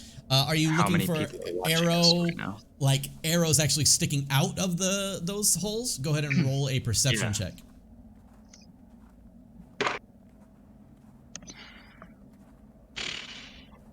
Not good. 8. I mean, it is far too dark to see up 20 feet.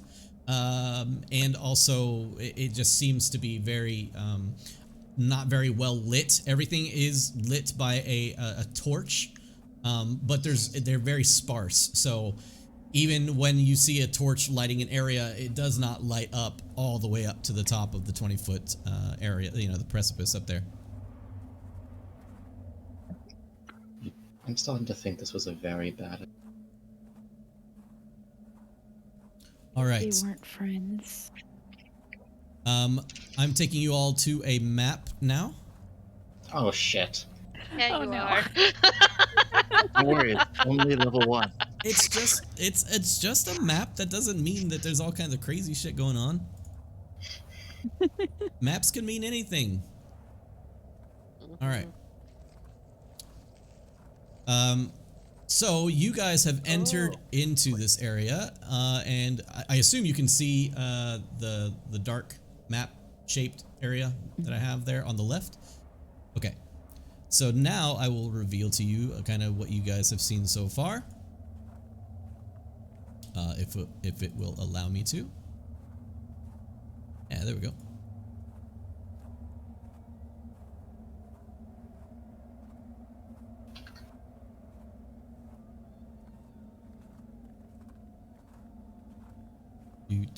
Chad, I hope you're having a good time watching this crazy, like, super exciting stuff right now. I know this is enthralling to watch me draw on here. Some fun little shapes. All right. So the 5 members of the group that kind of began to lead you in, 4 of them stop. And the front one continues on towards the front. As you get closer to the entrance of the main area, or what looks to be the main castle or keep, you hear the sound of like as like dogs begin to bark as you get closer to the pen, what looks to be like a pen or a shack full of large like black or even like dark brown dogs. And he opens the front doors as it echoes inward, and revealed to you now is a large central chamber filled with 3 long wooden tables full of old food and plates and cutlery. It looks to be being picked up by a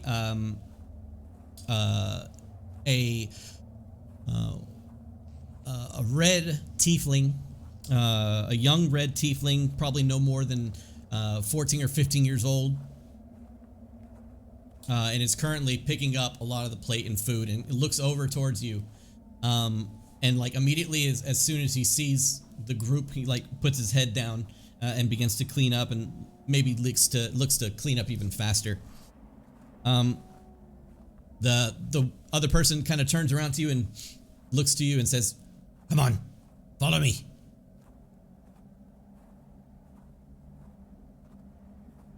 No lollygagging. Lead the way. He leads you into the next room to the left. As he leads you into the next room to the left, you will see that this area looks to be some sort of sitting room. There are some wonderfully well-distinguished and comfortable furnishing around. Some really like beautifully crafted couches and chairs seated around. There looks to be like a small round table kind of in the middle of the room. And on the far side, you do see a fireplace that is lit. And he will sit you all down and say, "Wait here." Theoden, I am so sorry I put you up to. I am so sorry. Why? So far, we're just talking. It's fine. And the man will enter into the room above you.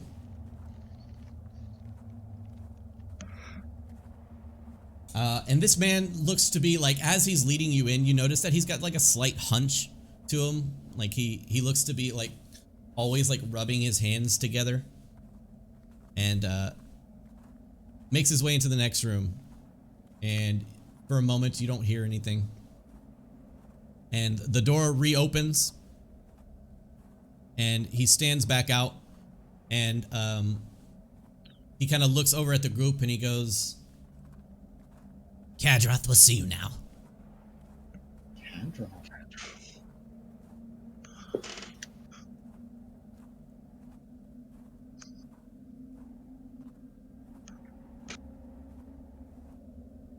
All right.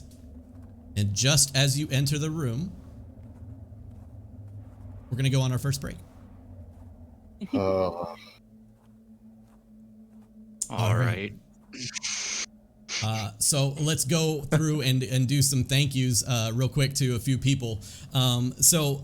We've gotten already some wonderfully amazing donators and supporters this stream, and I would love to go ahead and talk to you guys for just a second about that.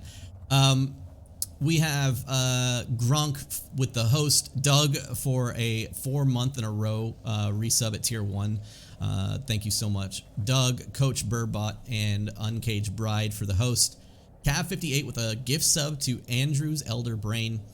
Octo Orchid for the follow. Terralix with 1,000 bits. 1,000 bits. So Terralix, thank you so much for that support. Incredible. Nikki Nerds Out with a huge 21 person raid. Thank you so much for the raid. Enjoying the content. Well done, Bumblebee and crew. I'm happy I get to be here. Oh, thanks, Nikki. Look at that right there. So guys, go check out Nikki's stream, please. It's been posted in chat several times, so please go check him out. Give him a follow. She is incredible. She has awesome video game content and some D&D prep content that they make they're making a whole custom world. So awesome stuff. Gay Space Bandit with the follow. Goober136 with the follow. Zach's Big Wave coming in, who were at the party of 13. So thank you so much for that raid. Give a shout out to Zach's Big Wave. Looks like we already did. Of course, Doug on top of things. Love the B crew. Woot woot. Zach also still here. Incredible. I fucking love when the raiders stick around and hang out. I know it's difficult after streaming to stick around and hang out on the raid that you guys did, because I know after streaming it's a big weight off your shoulders and you feel like you want to just sit back and relax and kind of take a moment. So I'm so happy to see that you guys are still here.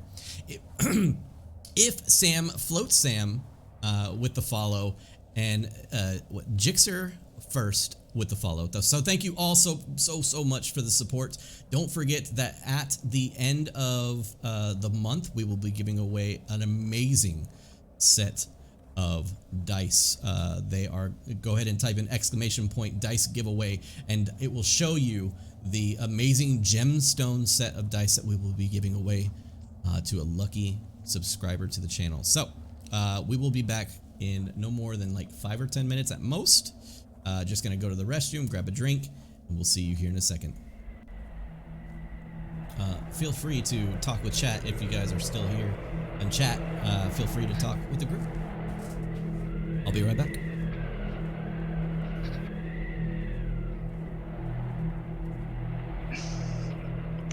You like that little dig, Trey? God damn it, Brad. I was like, this motherfucker. I only wanted to peek in at the central. I didn't want to go in. This is great. This is awesome. We're in now. I just wanted to peek at the central. This is my stupid moment. We're never making it back to Easthaven. I just want to get paid. I want my owl back. I want my owl back.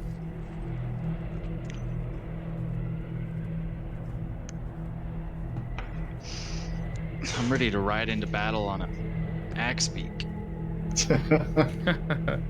Just shooting arrows from the back of an axe beak. I'll finally have more movement speed. I can see next feet mounted combat to make up for it. Yeah. I had the long strider spell to give you some extra speed, but I never cast it on you. Because I save all my spell slots for healing now. And so I switched out that spell. I don't have the spell anymore. Yeah, that's the main hindrance on my character is 25 movement speed. Doggo. Doggo. Is it squat and nimbleness that bumps your speed up?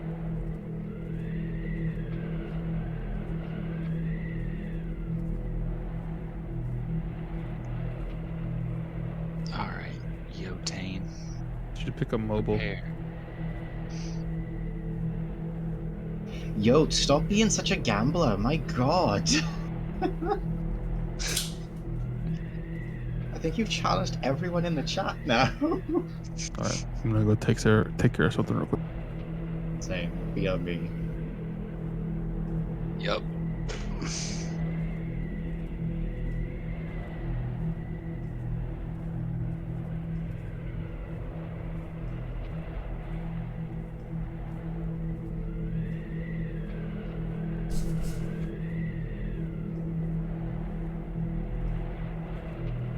Okay, so we're just not going to talk about how Leodin immediately used prestidigitation to knock instead of just knocking.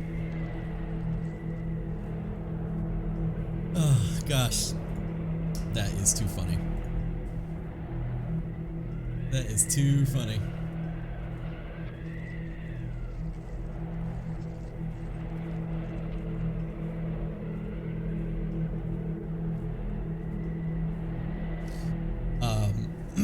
Guys that are not currently taking a break away from the party, how is everybody doing?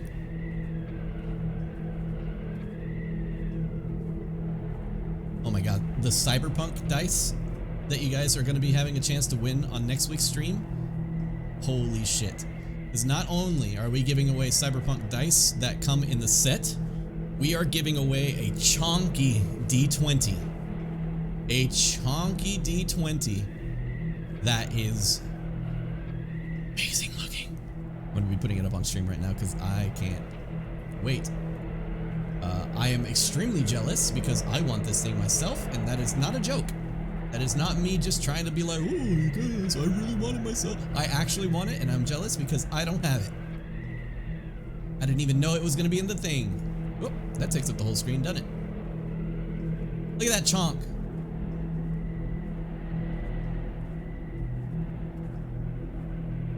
That's a normal D20 on the left.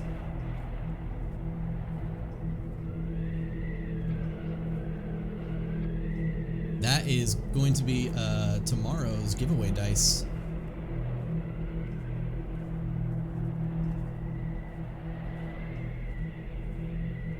Yeah, that is I am super jealous of that chonker D20.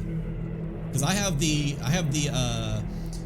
both sets of dice for Cyberpunk. I have the Cyberpunk dice that are specifically for Cyberpunk that came in the starter set. And then I have the Cyberpunk dice, which are the same dice, but they have like the D20 and the... Not tomorrow, next week. Yeah, sorry.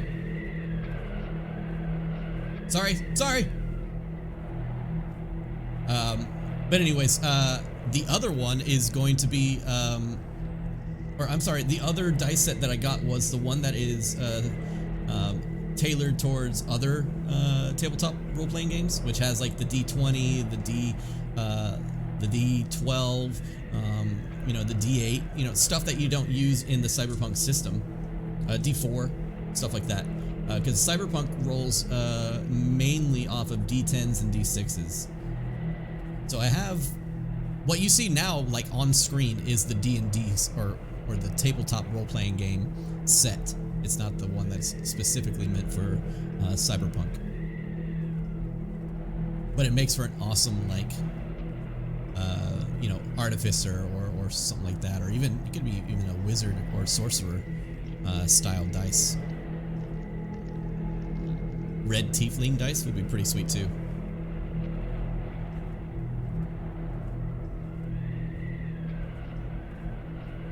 That is 100% right, Doug. The more D6s you have, the more that you'll basically be able to tell that person plays either Cyberpunk or Shadowrun. So yeah, we're going to be giving that set away. We're also going to be giving the Cyberpunk Red PDF from directly gifted to us by our Talsarian Games himself.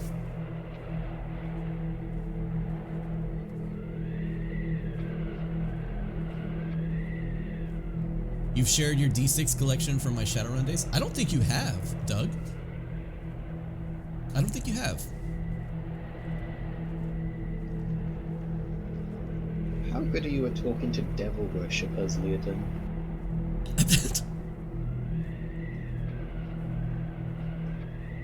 That's the question of the day, huh?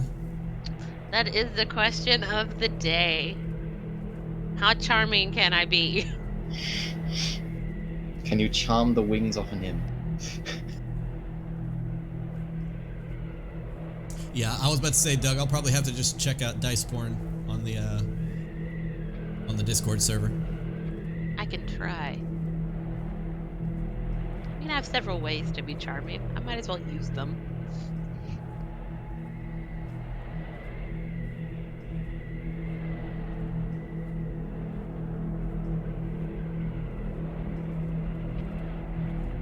I wish I had some custom music for this scene, but unfortunately I do not.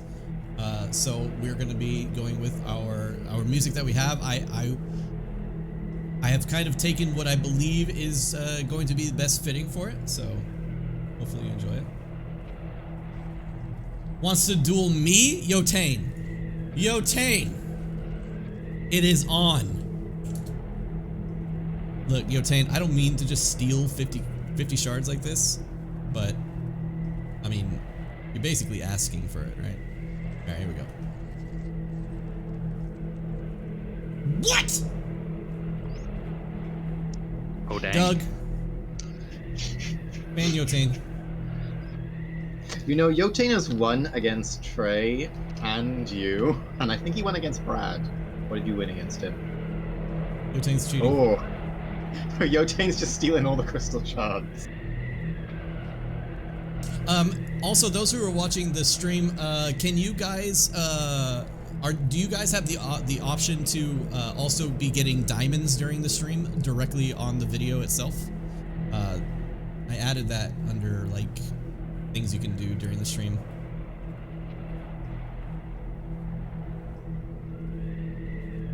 You guys can also be mining diamonds and playing, like, you know, what is it called? Like, I forget the other games, like Find the Cards and stuff like that. Okay, cool.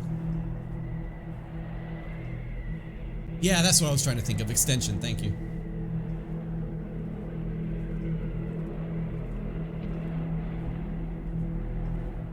Also unrelated, but WandaVision. WandaVision.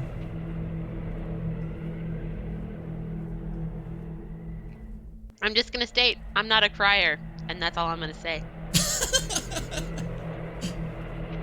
Yes. Yes. Ray, it looks like someone's challenging you as well now. Yotane has That's this cool. god I have complex. cheese on my hands, and I'm not gonna put those cheesy hands on my computer. Get wrecked, Yotane.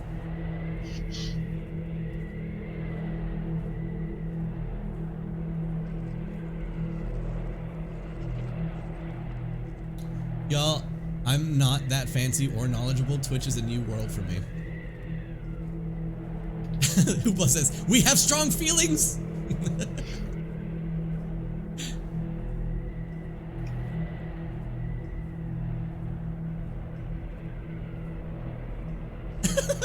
Jolly and her were like, WandaVision. Hashtag WandaVision.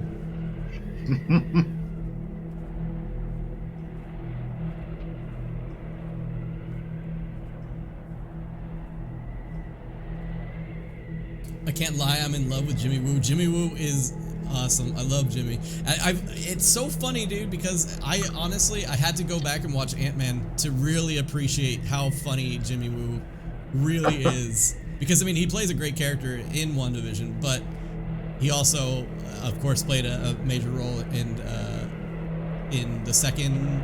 Was he in the first? I can't even remember. But he was definitely in the Wasp, Ant-Man and the Wasp. No spoilers either for WandaVision, but that outfit. All right, we're done with WandaVision because something's gonna leak somehow. So if you want to talk about WandaVision, just say #WandaVision and we'll understand. Is WandaVision a definitely in the ripoff of second Willy anime. Wonka's WonkaVision? Yes, it is absolutely a 1-to-1 shot. Yeah.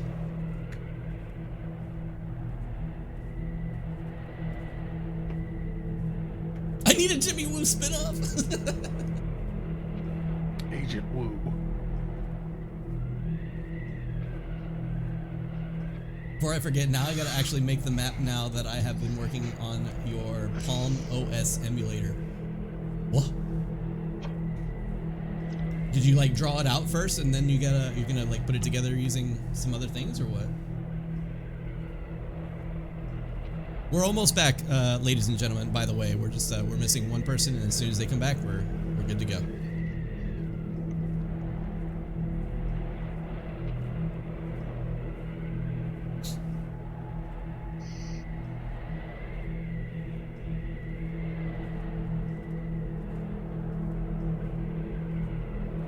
Oh, Yotane. Unrelated. When Allie's pup popped up on her bed and was like, "Hi, do I get to be in?" Oh, I'm just gonna lay down. Okay, I'm just gonna lay down. Almost broke character. Also, Yotane is cheating. I don't think I've seen Yotane lose.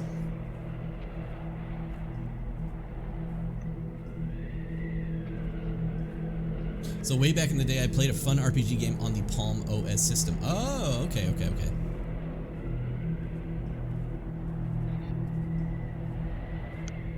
Am not. Ah, poor Allie. Her internet keeps dropping. I don't know why, or the call keeps dropping for her. Yeah.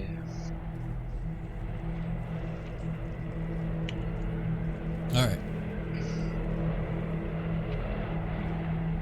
Let's see. Fast forward, and I've been putting the kids through an arena-like combat sim. So this game's arena map is perfect, but I can't find pictures of it online. So now I've got the game running again, and I get to manually create the map by hand. Oh, yeah.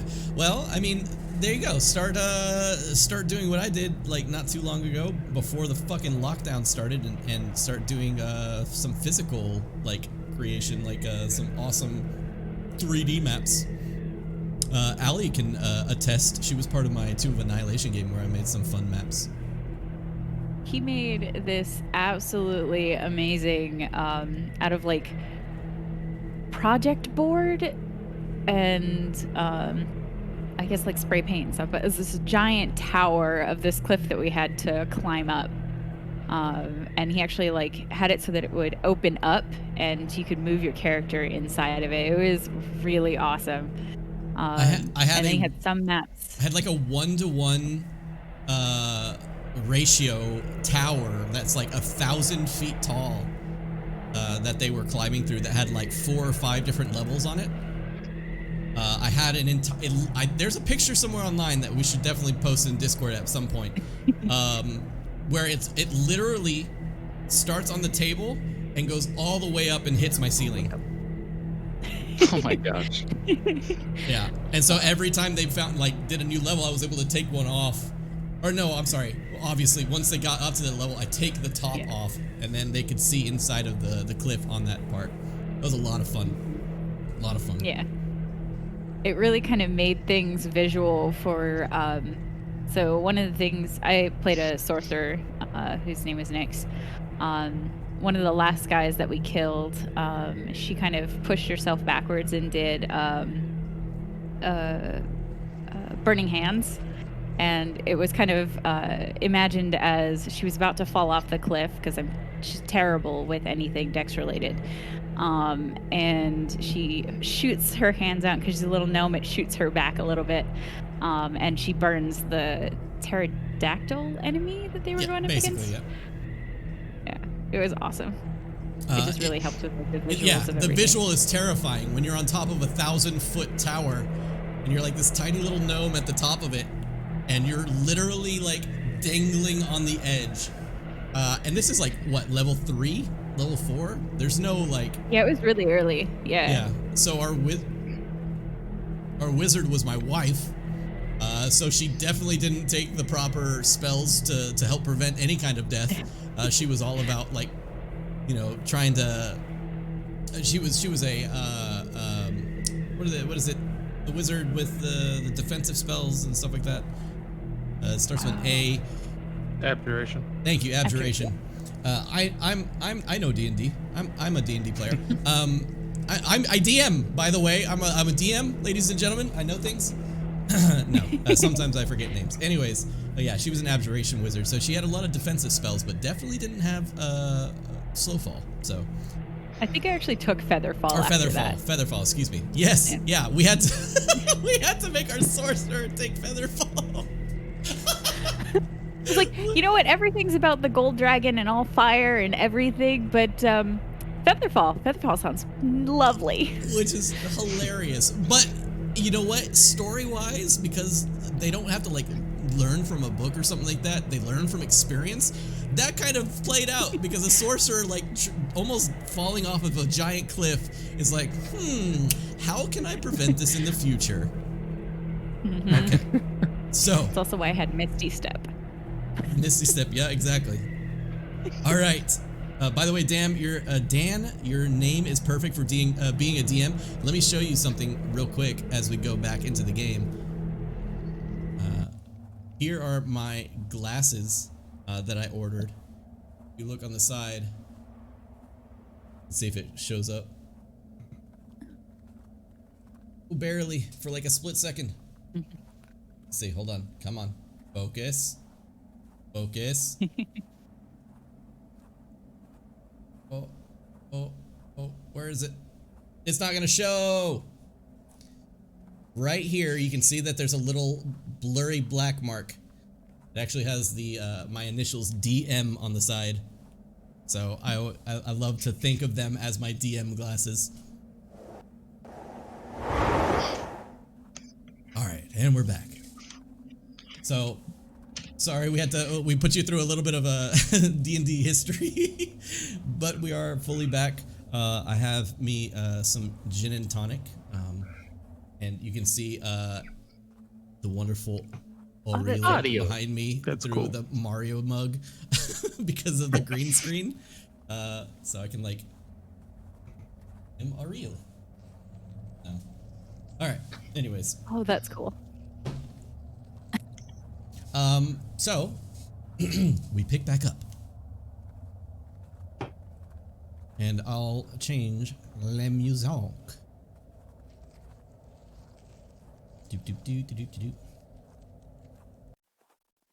You are no longer in the snow.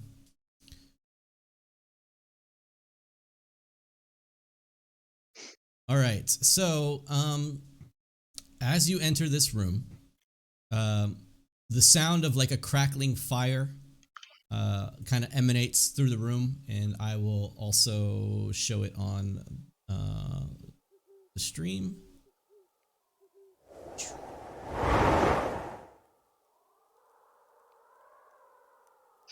I think that's as close as we can get, actually. Yep. Okay. So you see as you walk into this room, that is not revealing.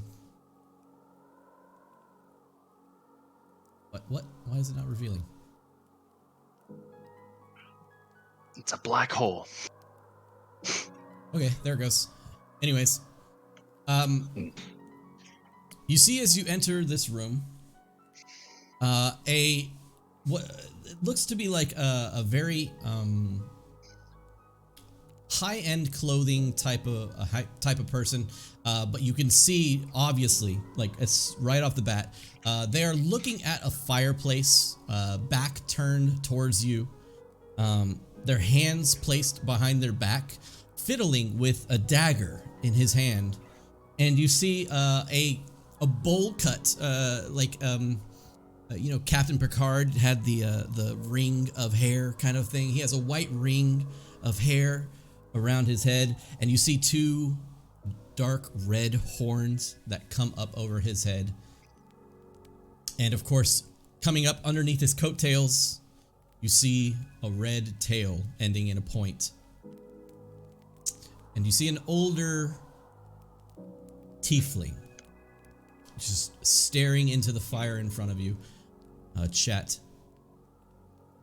This is what they see. As he turns around, he looks over towards the group, hands behind his back still. You can see a necklace upon his neck that has a diamond-shaped, or almost like triangular-shaped pendant. This made of like a darkened crystal. Oh. And the center of which has like a sword that sticks up through it. And he looks over at the group. What brings you here to my castle?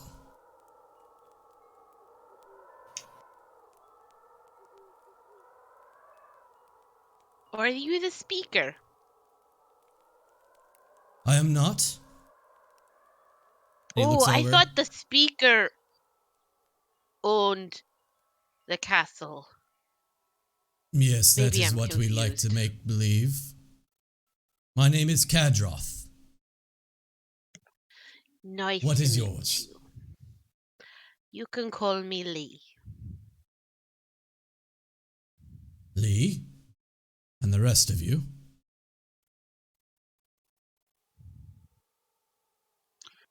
You can refer to us as Winter's End. Very well. Tight-lipped, I see. Not always. And you see him like hold the dagger up in front of him and just kind of like twirl it in his fingers. And then place it in his cummerbund kind of up front.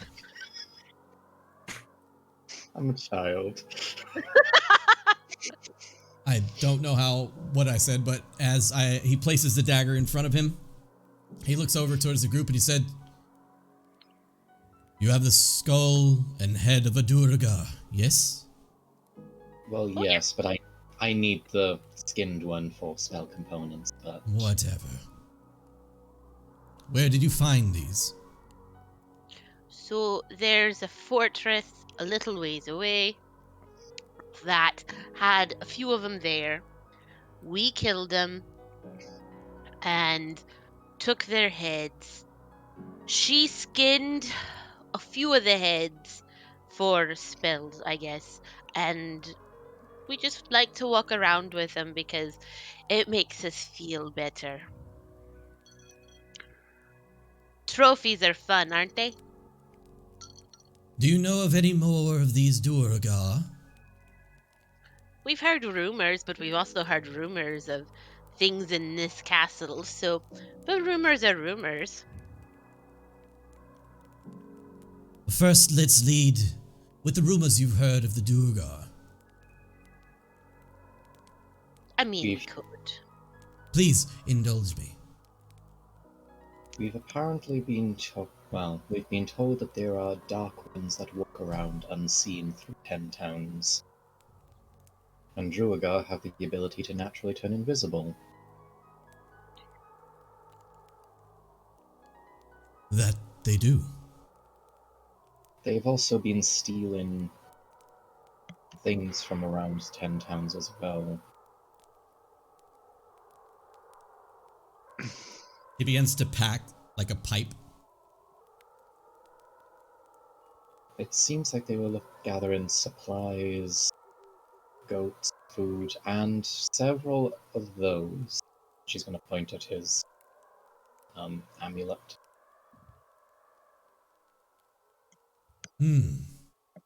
Interesting. And puffs on his pipe. When he lets it out, it like goes out and like curves up into two separate spirals. And he looks over at the group and he says, "Well then, shall you continue to take care of these Durga?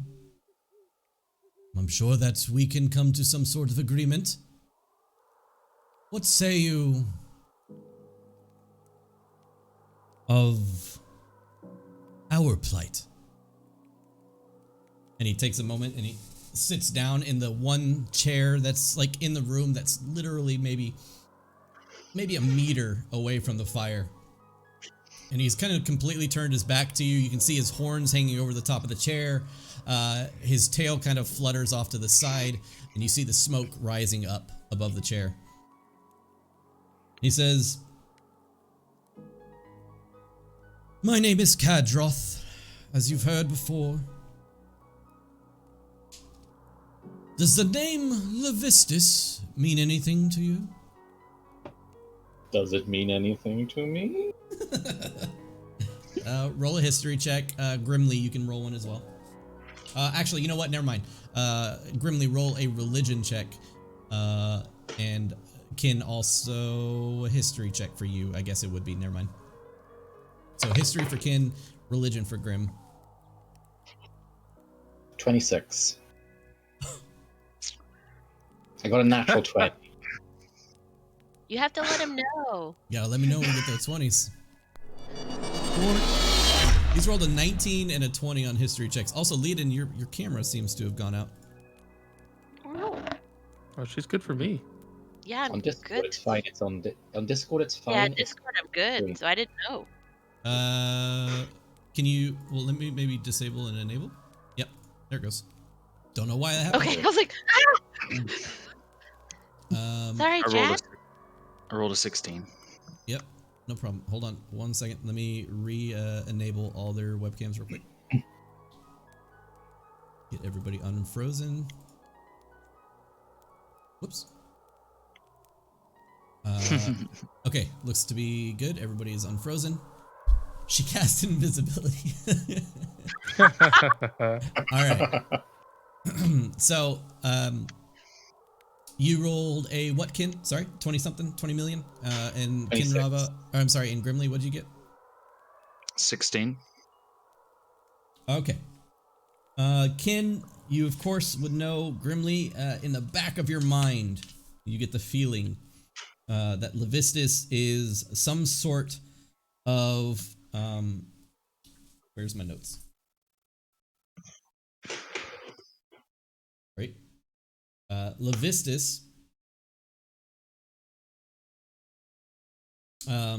is some sort of archdevil. And Grimly, you would know this as a term to basically be like, this is obviously something to do with hell. It doesn't necessarily mean too much to you, but Kinrava, you know a little bit more about Levistus. And Levistus rules a layer of hell, the 6th layer of hell, named Stygia. And Stygia is like the frozen wasteland of hell. I knew there was ice in hell. I knew it. Oh, Well, I Grimly, thought you we don't were know it. in the frozen wasteland of hell. Right. You mean the archdevil? You mean the archdevil of Stygia? Yes, the archdevil of Stygia. I'm assuming he's your patron. You could say that. Another puff of smoke comes up. He says, he has tasked us to come to these lands to attempt to gather more upon his release, to encourage his release from his prison within hell.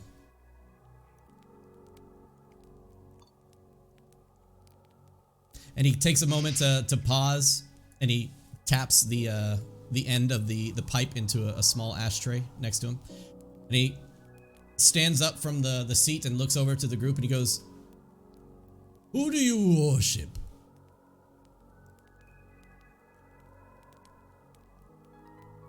Me? No one. Logic and reason.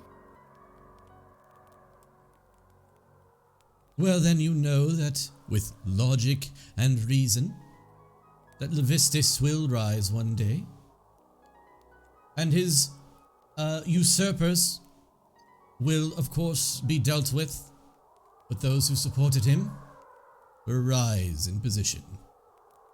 And rise we will. Does this have anything to do with those dark crystals? These, and he looks down, and he holds it up in his hand, and he goes, they were a gift from Levistis.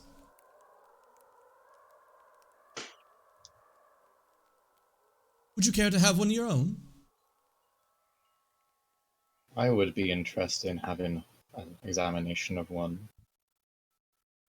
Well then, it is but a simple yes or no to join. I have no intention of joining you.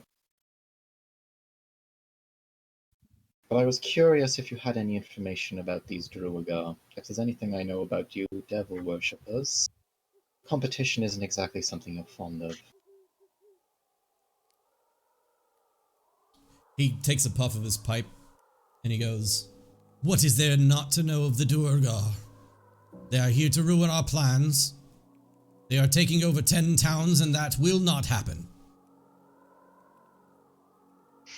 Because you want to take over 10 towns. We want to invest in 10 towns. Invest how? By gathering supporters, of course.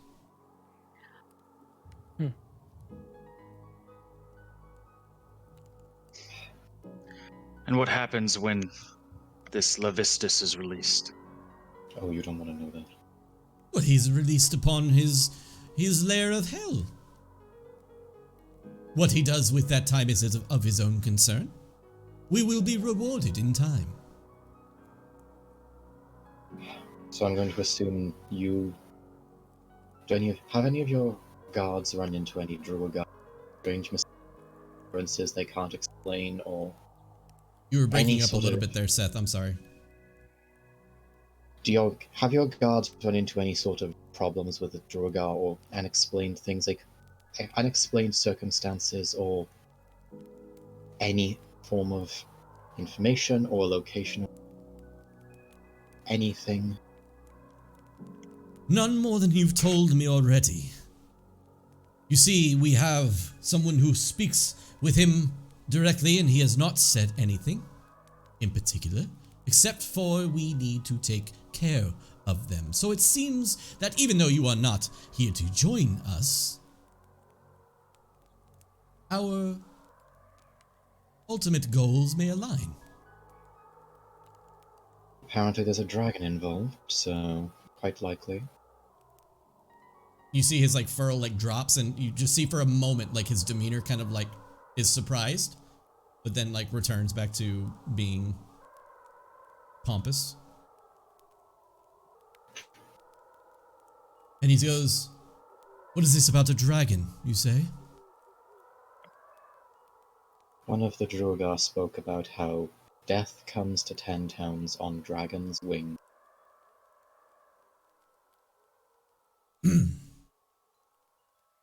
Anything else?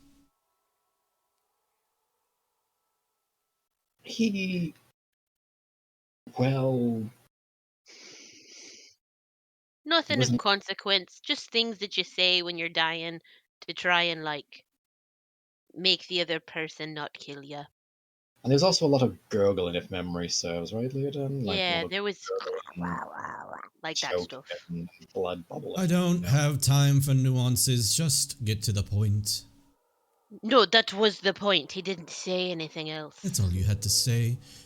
Anyways, there is much more going on here than obviously we understand. Again, we could use your services. Just take care of the Duragar, and if you're ever feeling the need, you could come back and hear more of our great Lord and Savior. Right, we should probably get out of your hair then. Where is the Well, speaker? before we go, where's the speaker? Oh, he is dreadfully ill. Really well, we have a healer here. Perhaps we could help him. And he kind of looks over at Grimly as you kind of like look over towards him. And he looks over and sees your garb. And he says, "No need for your heathen hands upon him. He'll be fine." You know, actually, there is one last thing I need to add. Does the name... Check my notes. Does the name Dizan of the Arcane mean anything to you? Never heard of him. Alright. He was a wizard that was recently burned into...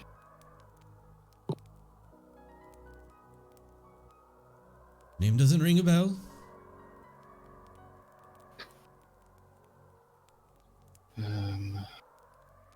I would like to see the speaker. Now, Is it- please. No concern of yours. He is fine. He is a little of concern. If he's ill, I'd like to see him. You see him kind of like twinge a little bit. And he says, he's fine. We can always Oh. come to visit the speaker at a later time. I'll put my hand on my short sword. Is he? He just puts his head like up in the air, kind of like pompously. And he goes, he has come down with a sickness, and he is fine though. He will heal over time. I'm gonna cross Can over I- to Abel, put my hand on top of it. Abel, I think we can trust him and try to pry I his roll fingers an- up. Can I roll an insight check on this guy? Yeah, go for it. Mhm. Devil worshippers, what are we doing talking to these people? I don't know. know. 19. 19. He seems to be extremely defensive. And at this point, you don't necessarily know if the speaker is even alive versus sick. And it's difficult to really read this creature in front of you. Abel, Is it just us and him in this room? Currently just you and him, yes. I don't like our chances of trying to get out of here if any of that if anything happens in here. I would listen to your friend. Say things like that out loud. Well then, it seems our time is being wasted here. If you are not here to join our cause, then make your way. What if I wanted to tour the facilities before I decided to join the cause? You either join the cause or you don't. Afterwards, Oh, well, that's ridiculous. you may peruse as you wish. So we can walk around. If you Only would after join we our Only if we cause. join.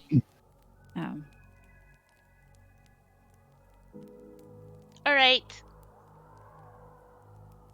We'd best be leaving then. But before I join, I want to see the speaker. Oh,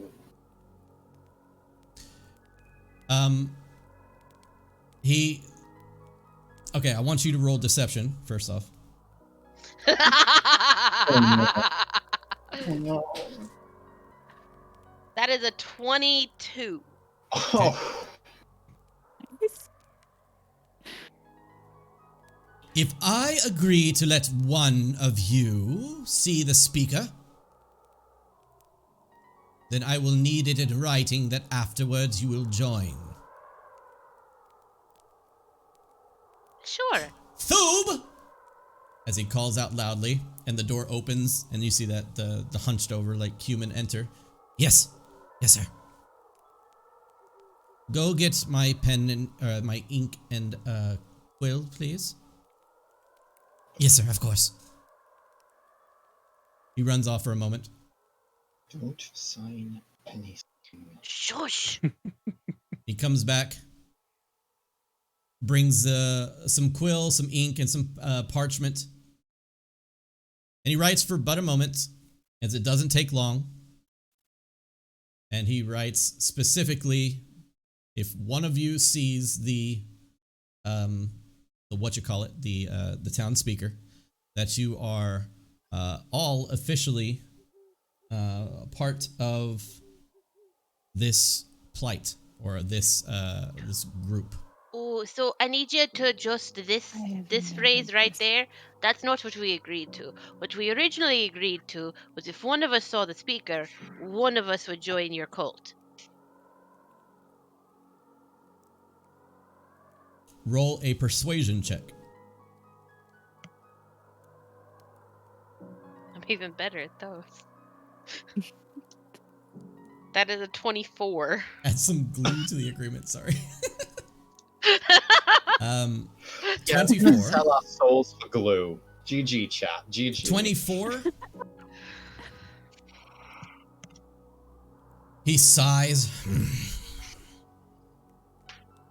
I'm just trying to hold you to your word. Crumples up the parchment and tosses it into the fire. Grabs another piece of parchment and signs it. And says, whoever is to see him will join immediately. All right. If Do you you need go my name? against said contract, Mm-hmm. it basically, he will read a list of stipulations for while you are in the group, but it basically it says that if you attempt to go against them at any point, they hold every right to murder you on sight. And he will hold the parchment up to you and says, for whoever sees the guy, then you are basically already inducted into it. All right. Are we wanting to see the speaker? No. Oh, your friends will leave post haste. Oh, I know. I'm just saying. Is it this important? As far as I'm concerned, we can leave him to rot and die. Abel, grimly. I've had enough of this.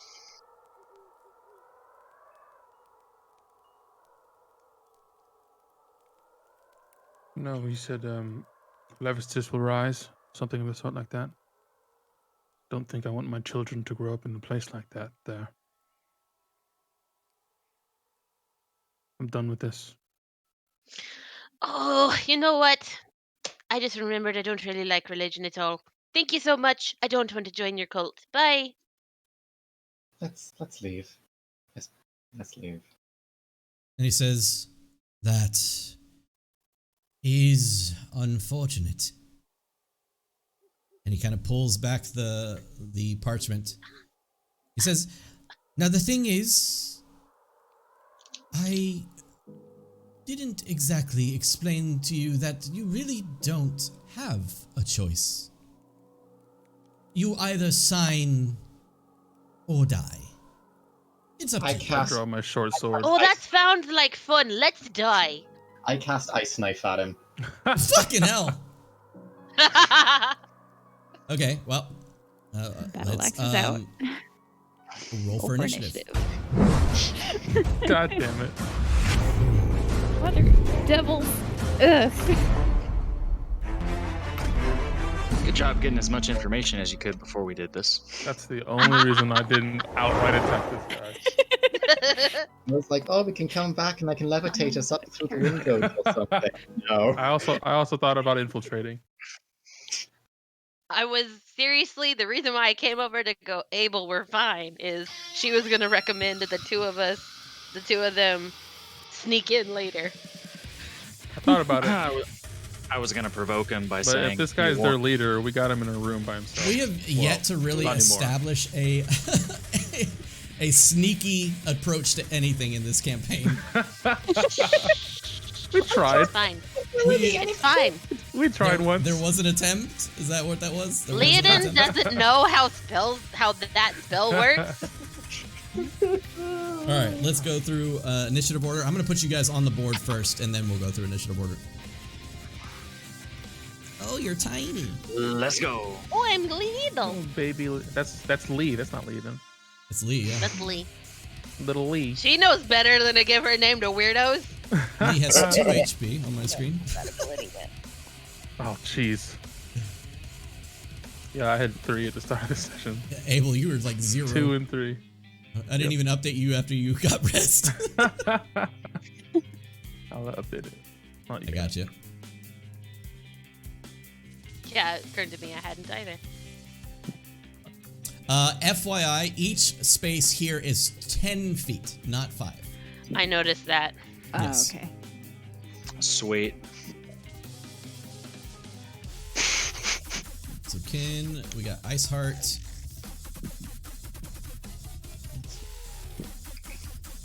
Ice Heart I love this song.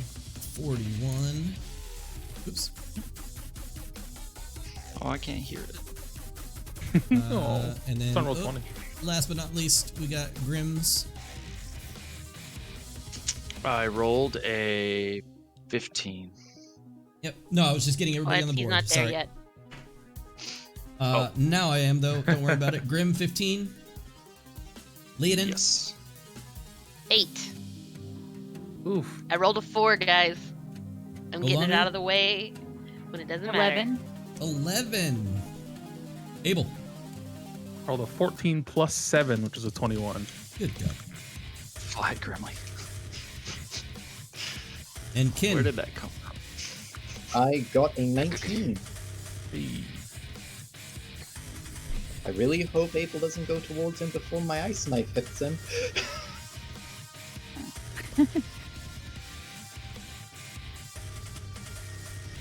Why am I not getting this roll 20 music?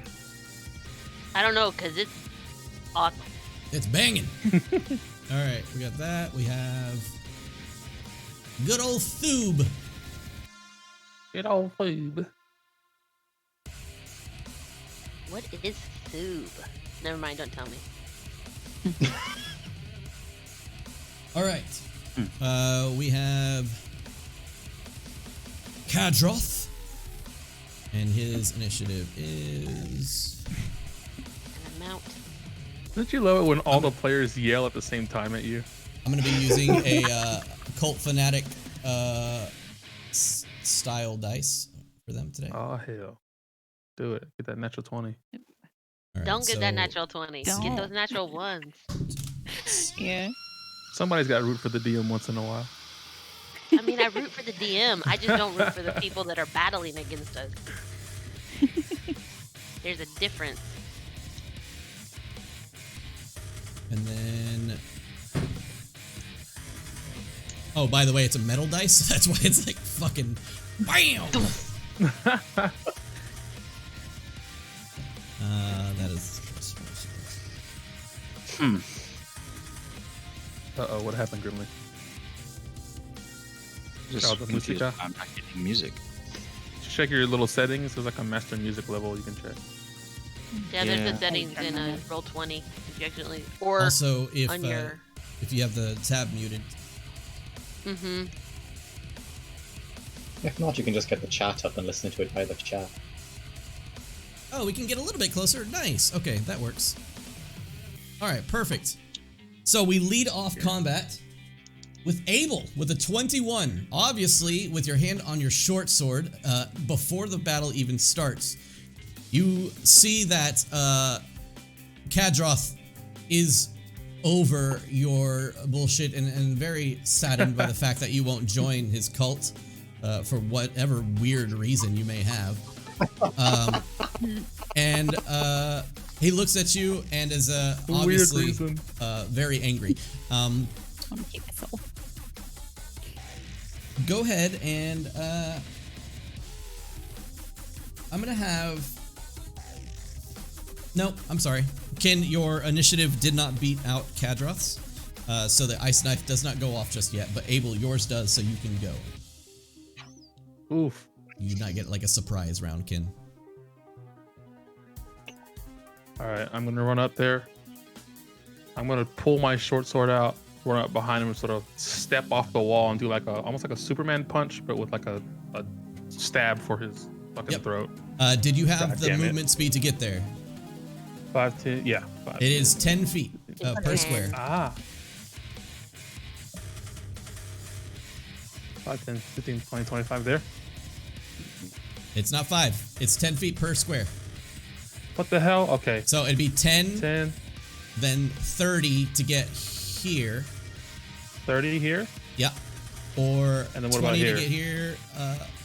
So, oh my gosh, hold on. 10, 20. That would be like 40 to get there, so you can't get there. Okay. On my first turn, I have 40. Then just kidding, you can actually get there. So everything we were just talking about totally is fine. Anyways, you can do what you were wanting to do. All right, I'll just go up there and I'll make 3 attacks on him. Okay, go for it. Do I have flanking? With who? No, you do not. Leading? No? Okay. Ugh. First one is a 21 to hit. Yeah, that hits.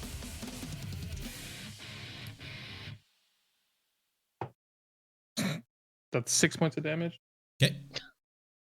Second one. Ugh. 11 to hit. Does not hit. And the third one, fuck, 11 again. Okay, so the first one hits. I have to readjust webcams again because I'm a dummy.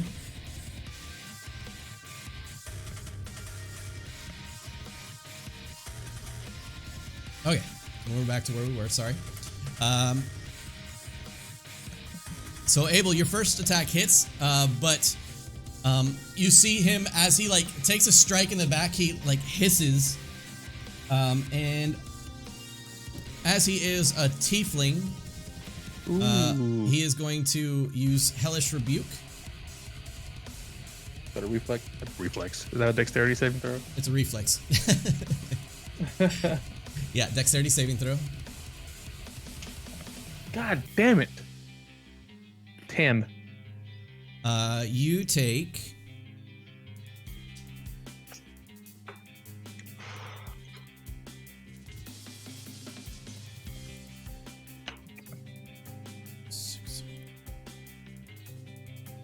you take 11 points of fire damage. All right, it's time to run, y'all. I'm just kidding. Everyone Oof. just swarm the one guy. Just swarm the one guy. So you take 11 points of fire damage as like your sword slices into him, but the second your sword slices into him, a gout of flame just emerges from his skin and like torches your face, and you have to like cover yourself up with your swords as your second and third attack. All right, and then at that point, he will turn to you and is that all you've got? And he will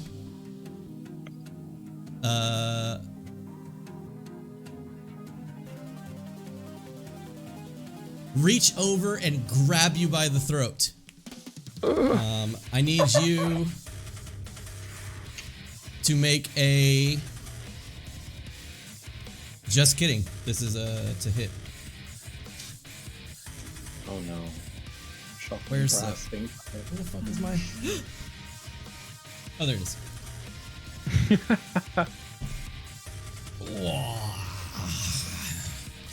That's 20... Ouch. 22 to hit. Yeah. You feel necrotic energy begin to Oh, surge great. through you. Oh shit! Ouch. Was he inflicting wounds on me? How dare Black you? lines begin to form on your neck and surge through the side of your face. Bye, everybody. And you Maybe take he'll roll like I did. Maximum damage. Only 11 points of necrotic damage. Oh God. Luckily enough. I've taken 22 points of damage. I know. But he's like holding you by your neck, and as he's like holding you by your neck, the like black veins begin to like surface on your neck and sides of like your face, and everybody can see this, of course. And you just see like a large grin forming on him, and this old man is like holding Abel up like 6 inches off the ground. He will stay where he's at.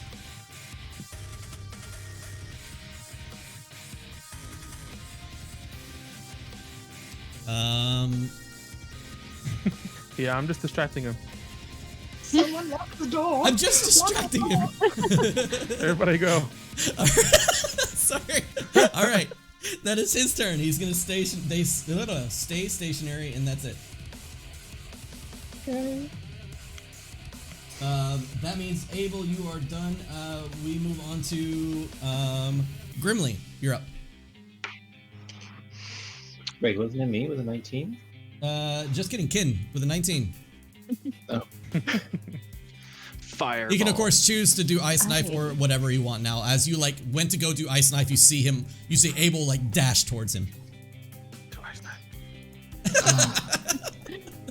I'm just gonna be. Kinrava's just going to give Abel a glare and is just like, you kind of deserve that one. And she's going to cast.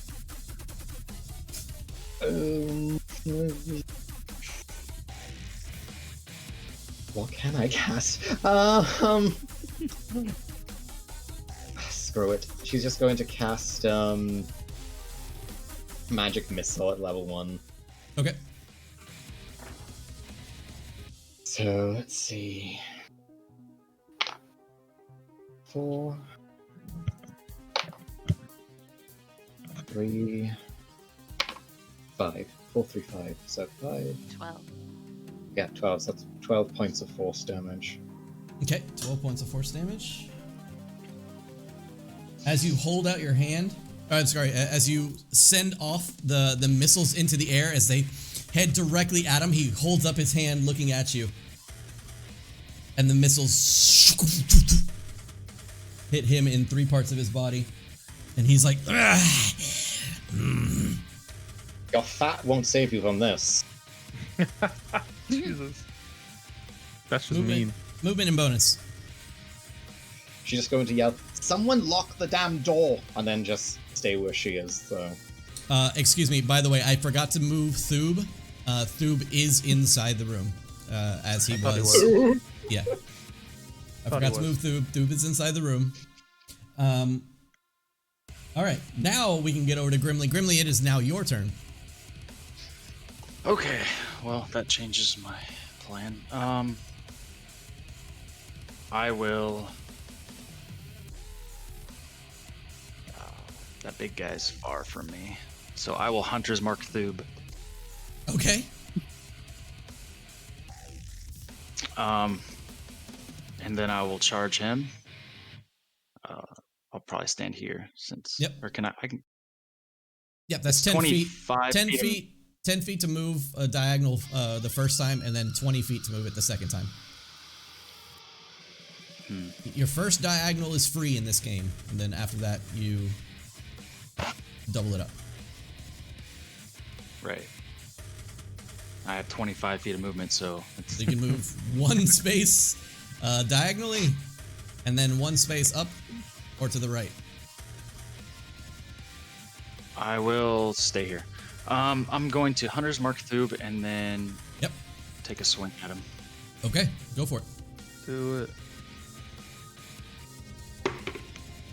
Ooh, that's a miss. That's a 3 plus 5. 3 plus 3. Yeah, 3 plus 5, so 8. It's a good Hunter's Mark logo. We'll go with this. Alright, does not hit, unfortunately. Bonus and... Oh, no, that was your bonus. You are done. Yep. Olanu, you're up. Bonus action rage. Bonus action rage. And then she is going to do a reckless attack at the person standing in front of her, Thub. Or Thub.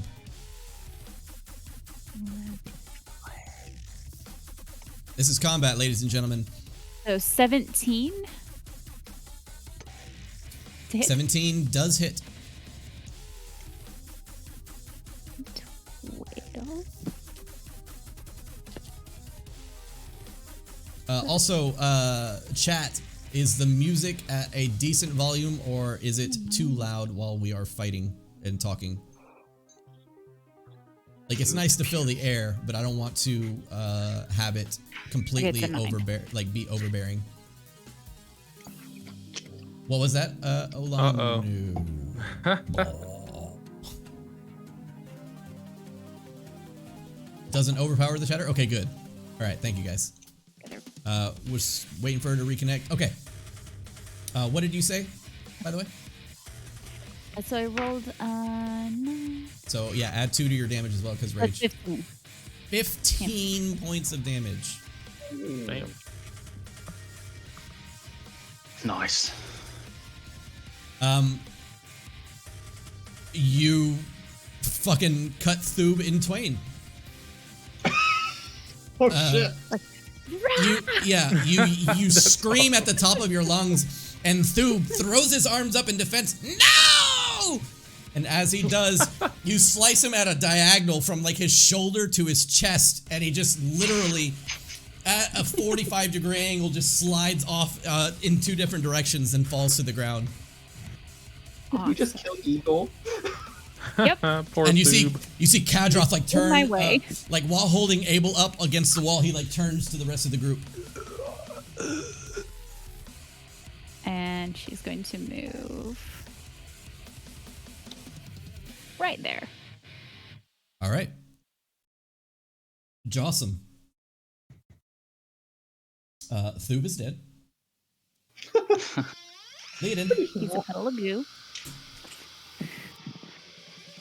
Well, this was going to be much more helpful, but now it's just only slightly helpful. I'm going to cast Bane. Okay. Go for it. So It's, what's save? need I forget 14 every time. charisma. Charisma, that's right. Luckily for him, he is charismatic as fuck.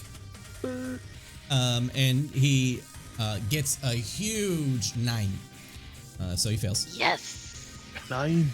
Thank God. All right, so he is baned, which means he must subtract a d4 from all of his attack rolls and saving rolls. It looks too much like death. We'll go with like poison or something. Oops. And then, mostly because she's a little worried about Abel right now, she's going to go ahead and for her bonus action, do one of her Mantles of Inspiration and give everybody 5 temporary hit points. And they can use their reaction to move if they want. Yeah, I don't believe anybody's used their reaction this round, so everybody has their full movement speed to move wherever you want. You're welcome, Grimly. I am And gonna not move. Yeah, no problem. that's Abel, would you like to gonna move at be all? my turn. I'm good where I'm at. All right. So, Leodin, please tell me how you distract this man. So I, since I'm actually standing right there, I just kind of take my hands and start like just jabbing him, but not like not in like a way that I know what I'm doing. I'm just literally trying to get his attention going. Why didn't you just let me sign that paper so we could leave? He's like, and he just like turns towards you. And he's like, stop it! Why? As Grimly runs faster towards him. Yeah. Flew. All right. We shall try that one day. Abel, as Leodin begins to like tickle him from behind, he he releases his grip and you like fall to the ground, and he begins to like, of course, pay attention to Leodin, and you are free of his grasp. What are you doing? I'm gonna attack him twice. Okay. You have advantage on the attacks? You have advantage. I do have advantage. Oh, come on. 13. Oh, dude. Oh, a 4 and a 7. I don't even know what to say. 13 does hit, though.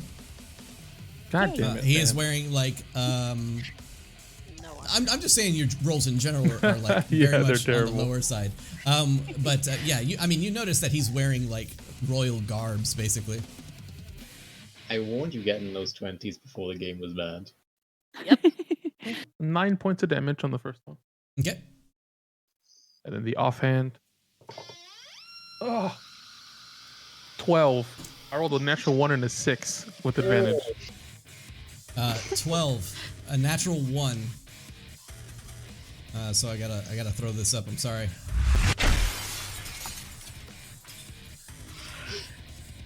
All right. So unfortunately, that does not hit with your second hit.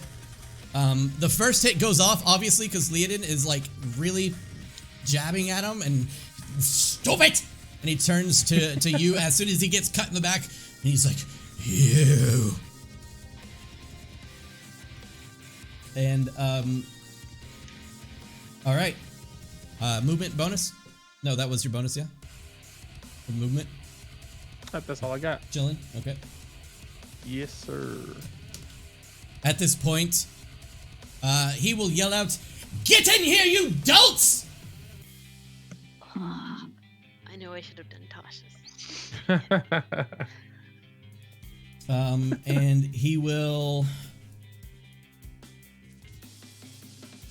Fireball. fireball himself. Everybody did.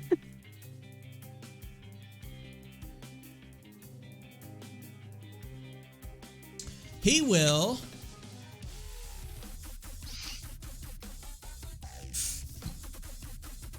cast Spiritual Weapon. Oh no. Damn. This guy's legit. Oops. You know, I don't have an animation for Spiritual Weapon. So what I'm going to do, just to poke fun at Kin, is I'm going to use his owl. And Spiritual Weapon is going to At least it's not cuckoo. appear at the obvious like spellcaster, and it will make an attack. Whoa! You know what? That's Come gone on, forever. Dan. So I'm gonna roll the actual dice that I meant to be. That is a 14 to hit. Shield. Shield. Does Bane Oh, also count Bane. with spiritual weapon?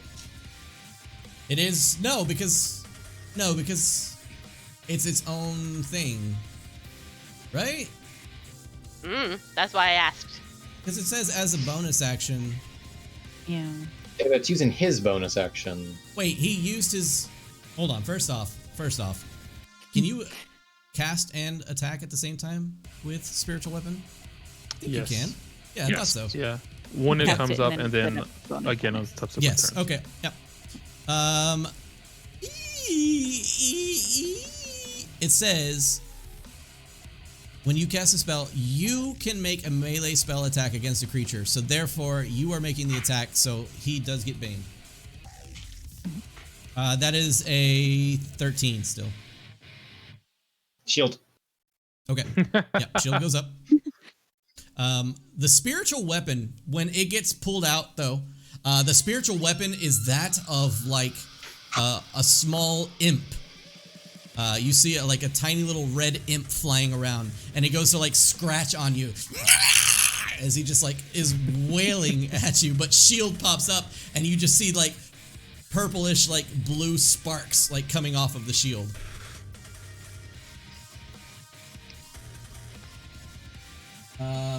So that is a spiritual weapon, and he is going to make an attack, just a regular old smackaroo, and he's gonna hit. Clearly able. Yeah, he's gonna double attack Abel with his dagger. With his multi attack. Trey, clearly able. Yeah, clearly. Yeah, he would. All right, so Clearly, he's very upset that Abel made the first move here. So the first attack is going to be a 17 to hit. Yes. With Bane? Oh, fucker. Nope. Shit. With Bane, fuck you. That's a 13 to also, hit. That misses. an attack against a target other than you. You can use your. Oh, and I'm gonna hit him. Sentinel, baby. You fucking picked up No. Sentinel. You motherfucker. You fucking. Yes, I did. Fuck. Yeah, go ahead. That is 16 to hit. With advantage. With advantage. So, god damn it, I have to do math now. 25 to hit. That hits. Okay. Or Dan. Dan, I'm going to use this salt to like flavor my Yes! fish and chips tonight. Shut up. What do you get? 17 damage. Fucking hell! Oof. Holy shit! I rolled an 11 on the die. Jeez. Okay, well, as a reaction, he's gonna cast Hellish Rebuke. Oof. I need you to make a dex Oh, and I saving have throw, and advantage you have on advantage dex on it. saves on specs I can see. And you're that raging, is, so half damage Yeah. anyway. yeah. But I don't think it's Well, gonna Hellish matter. Rebuke is it's fire damage. Does she take? Yeah, she's there. 21. Oh, the Barbarian. bear mother. 21 saves. You take. Yay! Half and half again. Half. 15 down to 7 down to 3. You take 3 points of fire damage. Got it.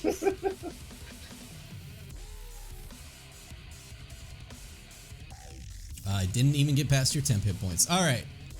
And at this point, he looks very afraid. 17 points is what you dealt? Yes? Yes. Oh, Jesus Christ. Okay. He looks terrified. He So has is his second attack. Yeah. very so- injured. Yeah.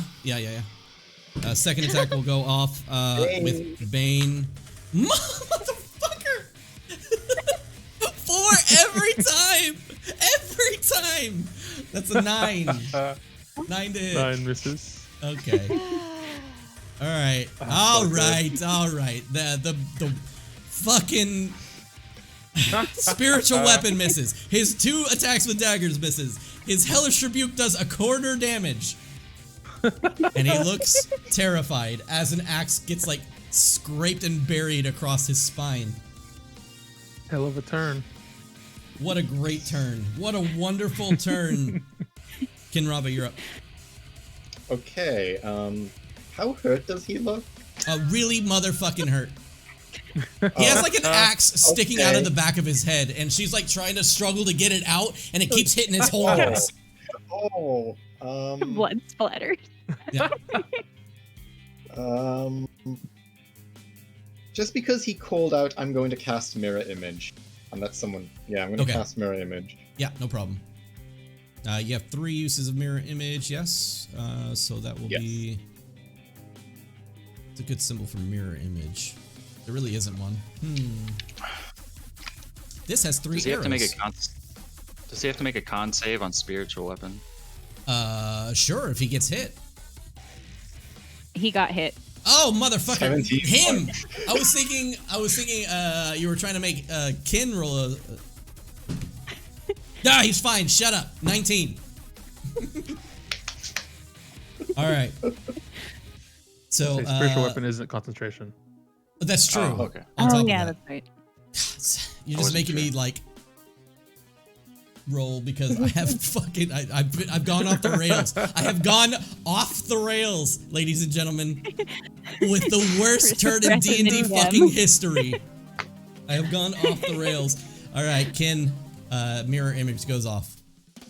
Yep. Bonus movement, still just chilling. She's going to just stay there, yeah. Just how fucking does spiritual weapon get attacks of opportunity? I don't think so because it doesn't count as something that has a reaction. Okay, yeah. Never mind then. Yeah, she's gonna actually she'll move a little bit, just sort of go a bit more up into the corner by here. Mm-hmm.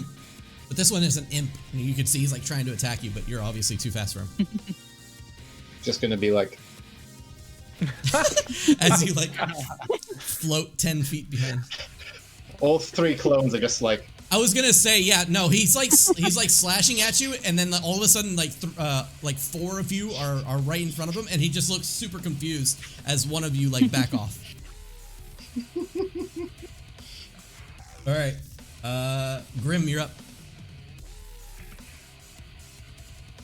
I will move my hunter's mark to him, Okay. and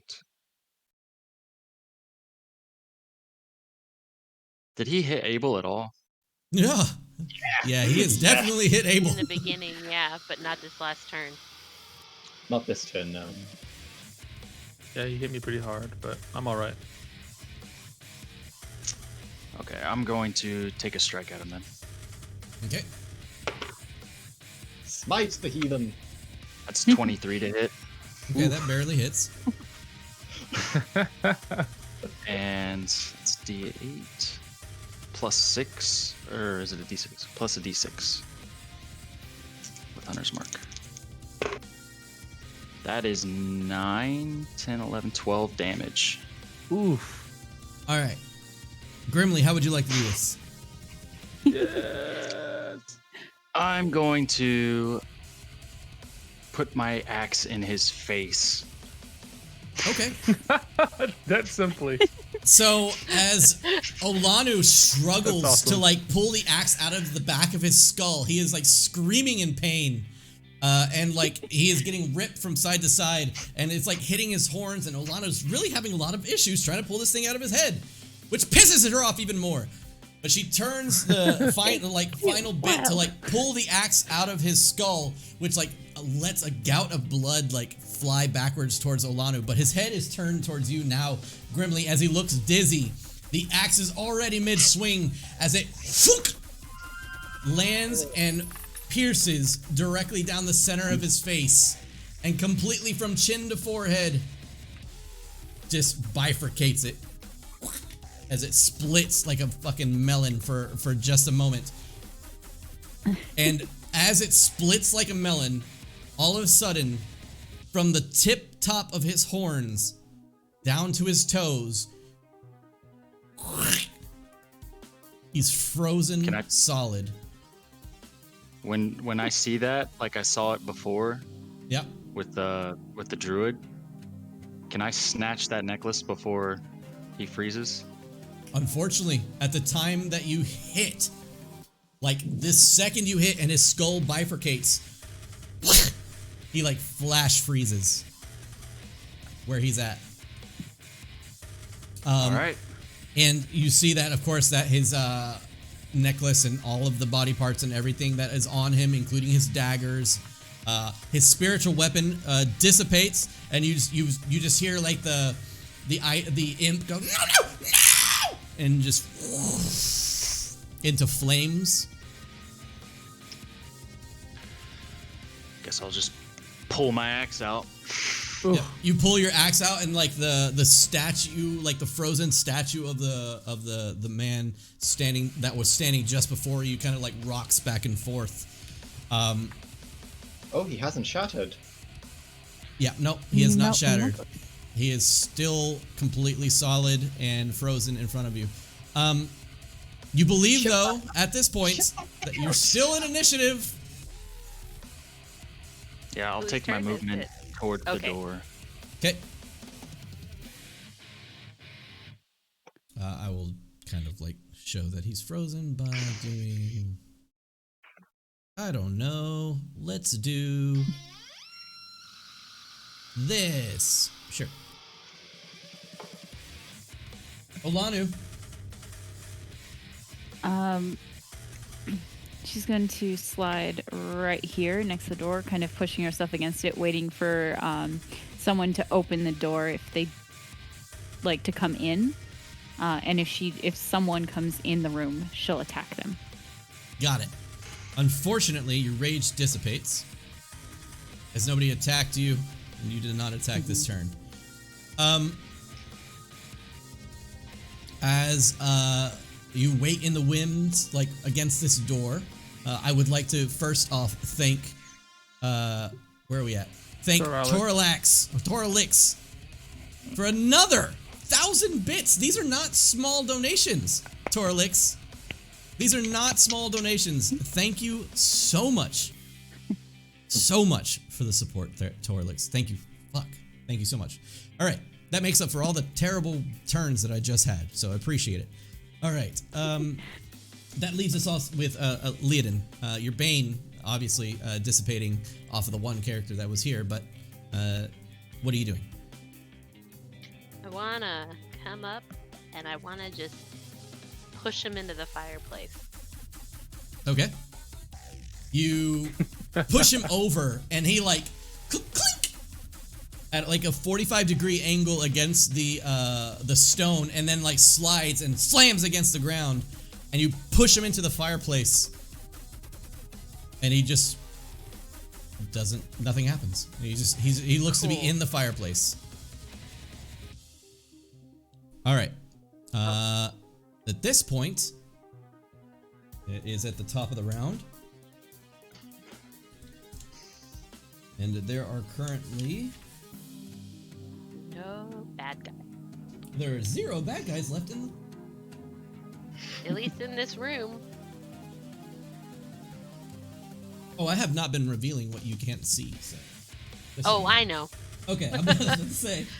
I'm not like... Why have I got this image in my head and rather can just grab that guy and use him as like something to smack at with? There is... Give me 1 second. Ooh, that would be an interesting thing. Use him as a shield. No, use him as a baseball bat. Ah, there it is. Oh, yeah. I start to pick him up and just start swinging. He's a frozen statue right now. All right, Yeah, so... club.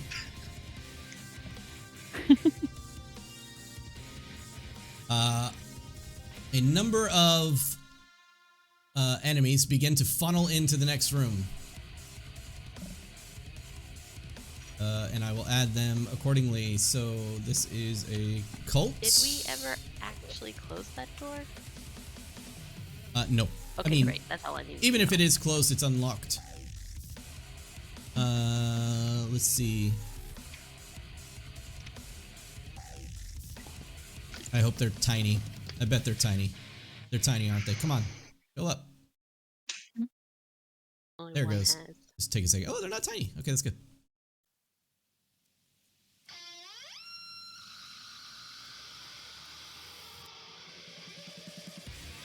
Oh no, that's a lot. That's a lot of them. Breeding like rabbits. We're fine. Don't go into that room. Let's see.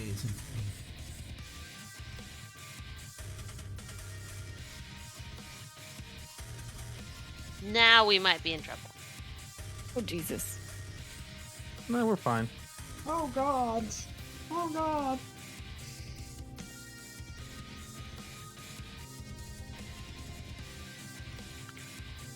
How's that invisibility working? Let's see, 10, 20, 30. So that guy can actually get there. So only one, no, I guess 2 technically, but you have cover against one of them, Grimly. One of them is going to attempt to make attacks. They come funneling through the room and rushing towards the door.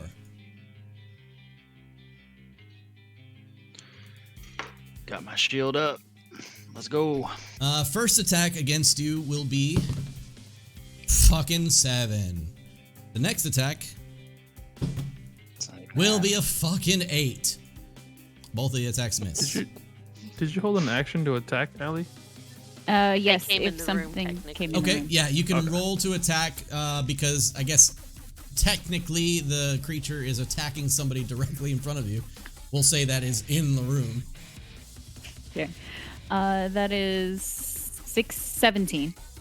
That hits. Oh, wait, hold on. I'm sorry. He has cover. Give me a second. Okay. That still hits. Okay.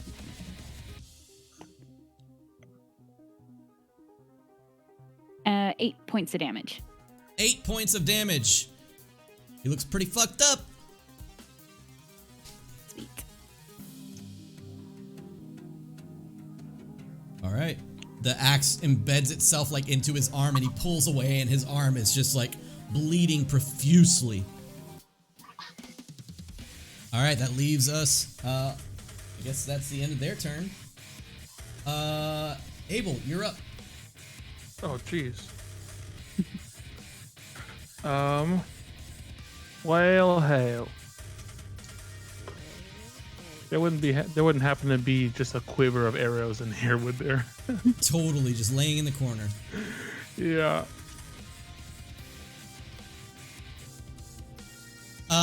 Hold on. Let me double check. No.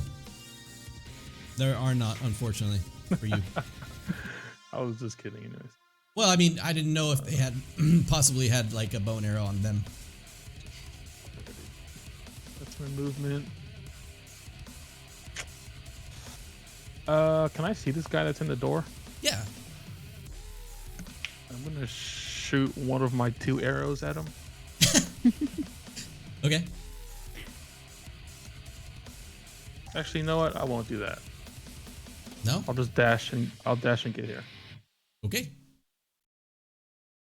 That's my turn. Oh, gee. Kin, you're up. Kinrava is going to here, if possible. Just so she can see through, like, kind of see out the door. Yeah, Over no problem. Brittany's head. And sort of, what can I see by looking out the door right now? I mean, you can see 1, 2, 3, 4 cultists. Okay then. Can I cast Firebolt on the guy here? Sure thing. Alright.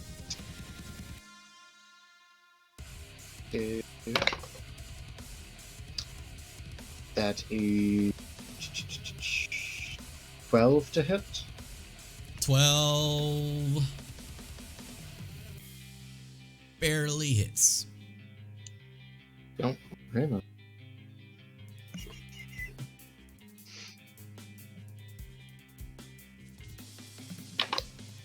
That's 2 points of fire damage. Excellent.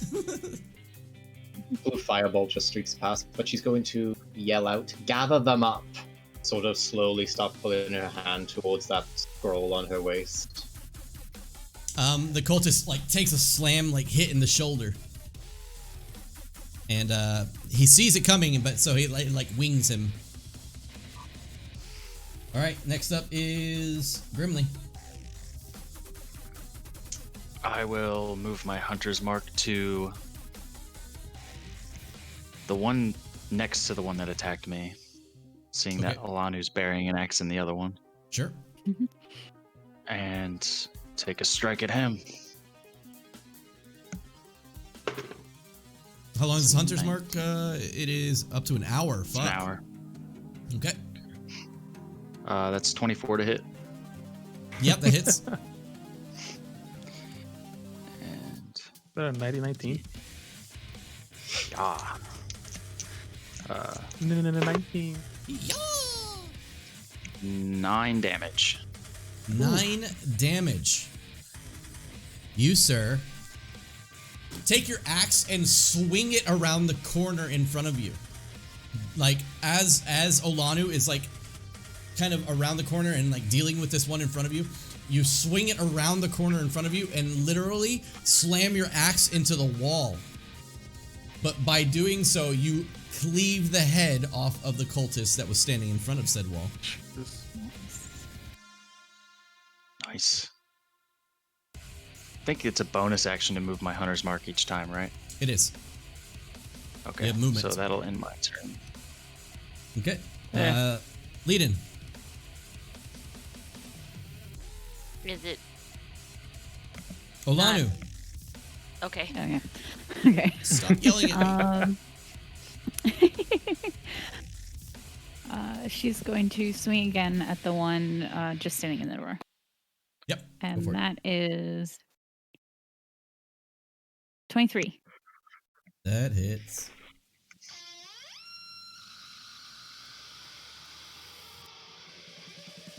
All right. I'm not even going to have you roll damage. How do you want to do this with this guy? Sweet. She pulls her axe out and this time swings across, taking a cue from Grimly just to go for the head. Right on. Completely decapitating him. His head goes rolling off to the side and he drops where he's at. And then... You'll also notice that these two that you have killed here, as they hit the ground, they also encapsulate themselves in ice. Interesting. You have movement bonus. She's gonna... 10...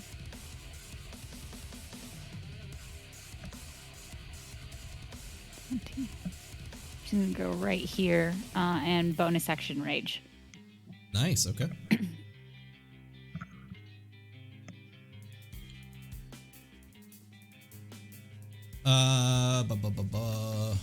I will assume that you bonus action raged at the start of your turn.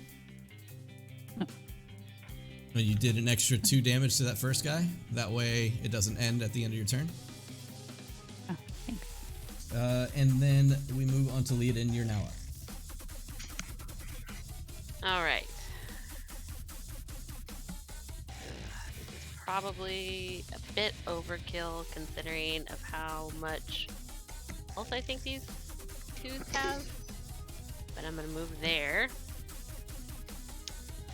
And I'm going to cast Shatter right shit. here. Okay.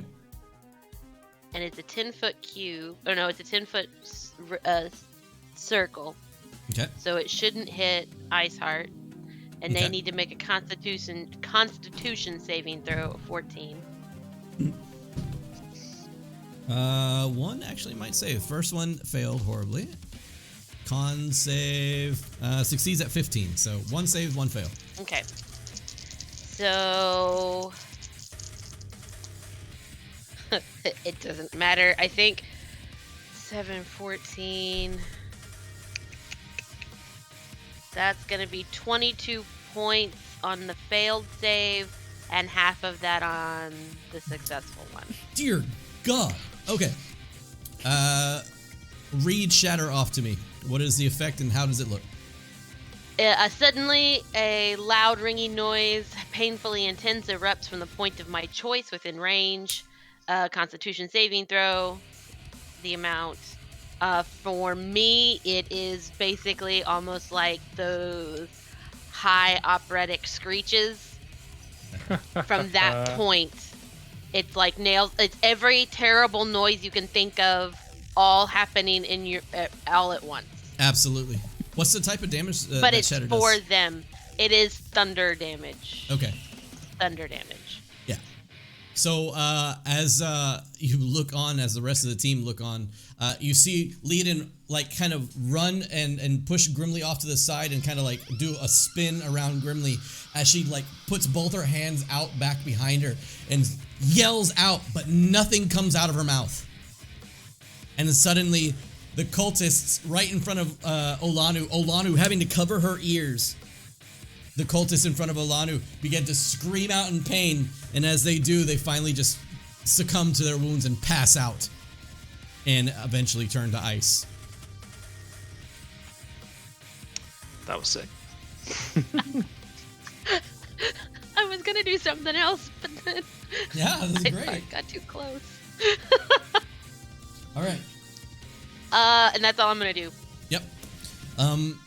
At this point, you'll hear one of the cultists directly in this room say, "They want us to group up! Back up! Back up! Spread out!" And it'll be 10, 20, 30. 10, 20... Well, hold on. 10, 20, 30. Another one yells, "They have nowhere to go! Block the doorway!" Oh, honeys. That's cute. All right. One will attempt to talk to you through the door. And will say, "Give up! You have nowhere to go!" How many of are you all that's in the castle? You hear no talking, but you hear a lot of like movement of like armor and you know, metal and stuff like that outside of the doorway. on, You hear a let's hell of a lot of steps. Let's just take them. I'm Yeah. sure they're You not You the hear only one. one. You hear one say, "They can't take us all."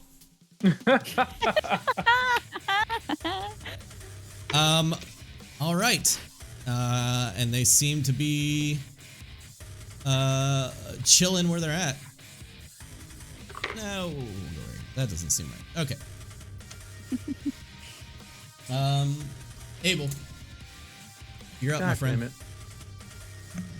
I never expect you to say Abel's name. I'm like, God damn it! I'm playing. I keep forgetting I'm playing.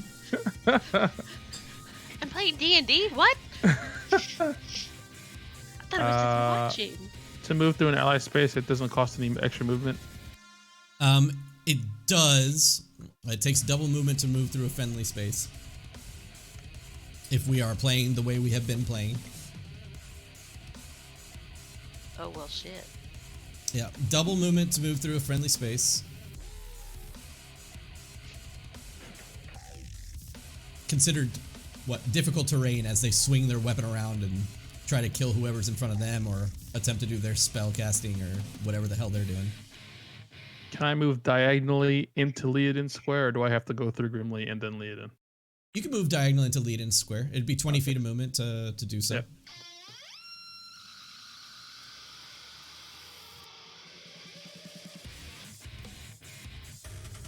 Yeah, remember the first one's free, so it would originally be 10, but because it's friendly space, you got 20, and then you move from there.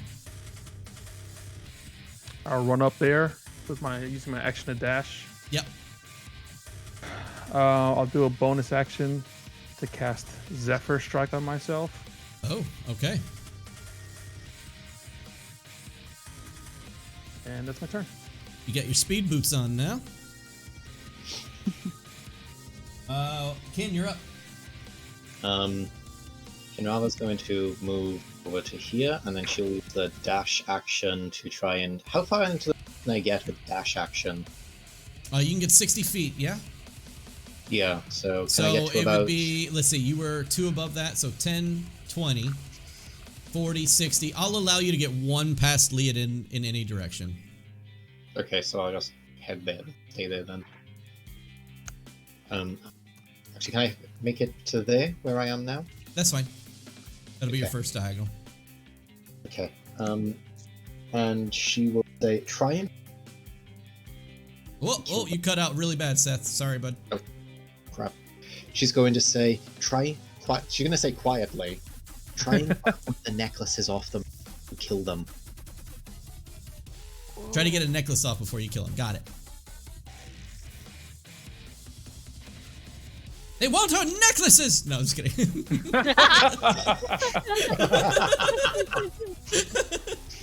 Grimly, you're up. I will head into the room. Yep. Full movement. Yep. I'll allow it. No, I'm just playing. And I will cast a quick cure wounds on Abel. Look at you. All right, go for it. I'm pretty far from you. Oh, that's right. I was Oh, thinking that's of true. healing word. Sorry. Yeah, that's a touch. Shit. Y'all mess me Alright, up whenever you don't. You're like, I'm just gonna do this. I'm like, all right, do it. I'm like, wait a minute. Thank God for fucking Trey here. Trey's like, nope, nuh-uh, not I happening. didn't shut that door, right? I'm sorry, no door has been shut. And as a matter of fact, this door that you are looking through has been broken down. The door that you're going Then through, I or that will- you had just exited, was still fine. This one has been completely like ransacked by like 10 people going through the same door at the same time. Okay. I will move my hunter's mark to this one. It's Yep. 90 feet of movement, or 90 range, Yeah, sure. and I'll end my turn there. Well, I guess I can use my You have like action a to dash. javelin or an axe or something that you could throw. Oh, it's pretty far. Oh, Never you mind. got javelin. Oh wait, yeah. Yeah, I'll just use my action to dash. Action to dash, got it. At this point, one of the cultists that was holding his action at the doorway will make an attack at you. And that will be a 22 to hit. It's That will be a huge and whopping 4 damage. Your temporary hit points absorbing all of that. Yep. You take 4 damage as a falchion like swings around the corner and slaps into your armor. And you're like, what the fuck?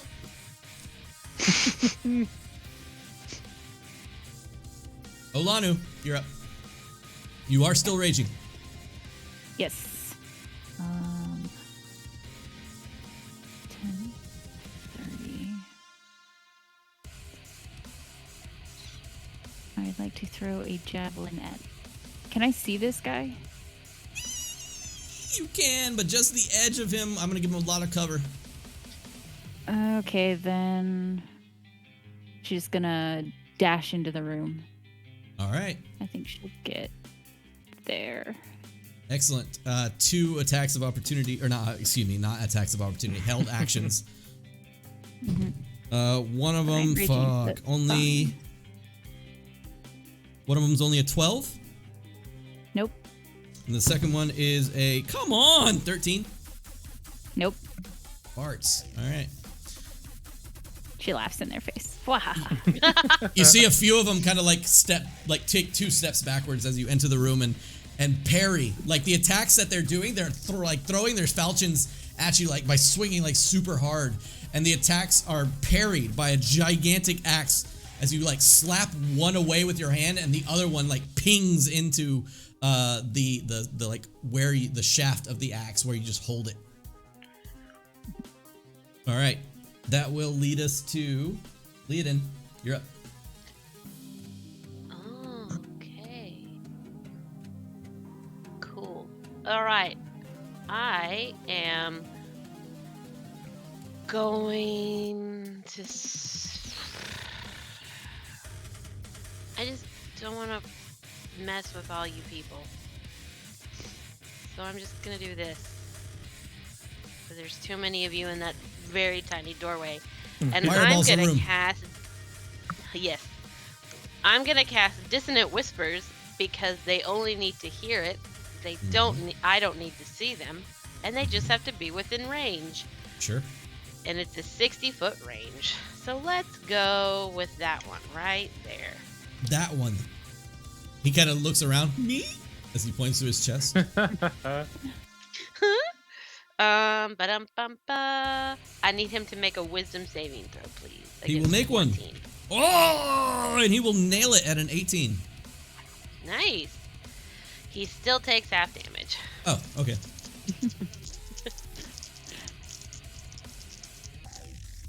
Man, this place is huge.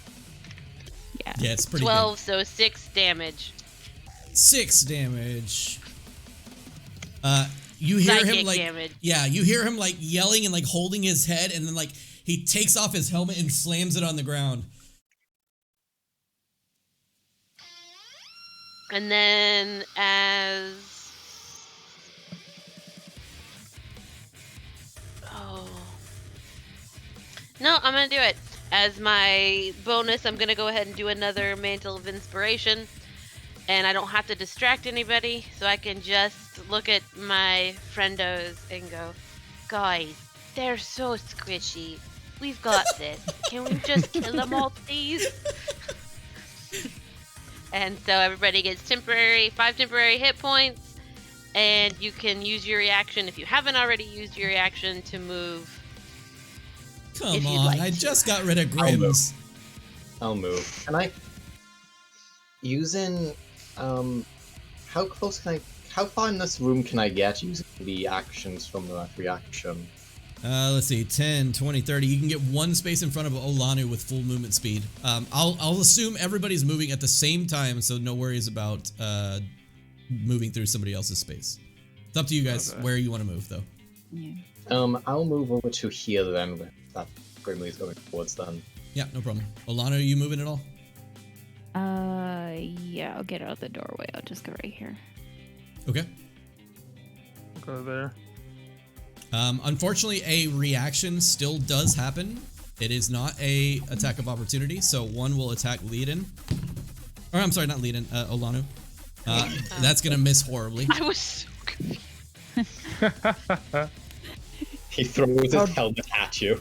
How dare you inspire your friends? Yeah, he quite literally takes off his helmet and sees you coming like super throws it speed to the at wall. him, and like throws it at you, and it just like bounces off your shoulder, and you like stare at him in rage.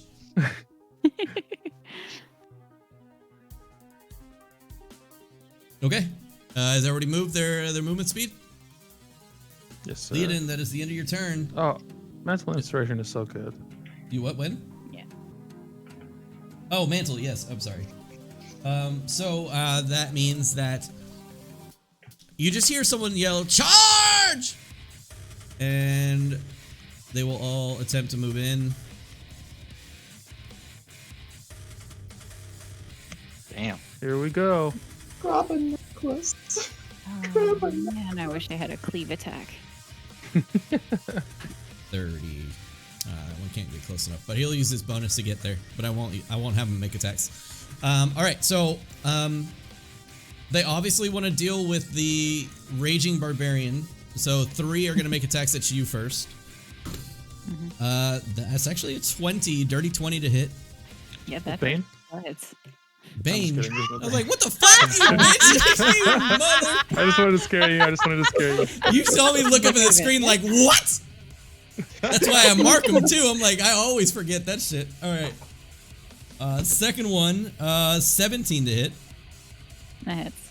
And the third one, hey, 23 to hit. There we go. There's the Are you rolls. still raging?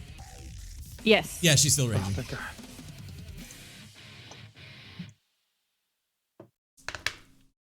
Hey, not a bad roll either. All right, so that is going to be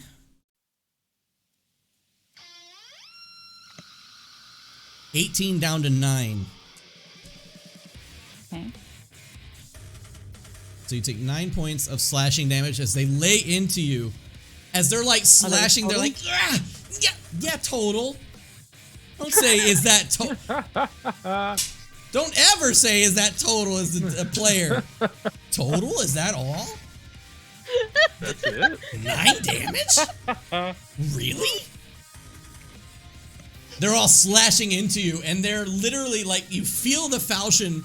She left. Fuck off. You feel the falchions like literally cutting into your skin, but only like a centimeter deep as your muscle bulges at every hit, causing them to not like cut as deep. Okay. All right. Then 2 attacks at Grimly. Flanking? One of them will be at flanking. That'll be 17 to hit Grimly. Then, oh no, they're both advantage. 17, 18, 19. 21 to hit. Hits. All right, so one of them gets a hit off. Total of 5 slashing damage. And Say I goodbye to have those roll a temp hit con points. Nerd. I have to roll a con save. Yep.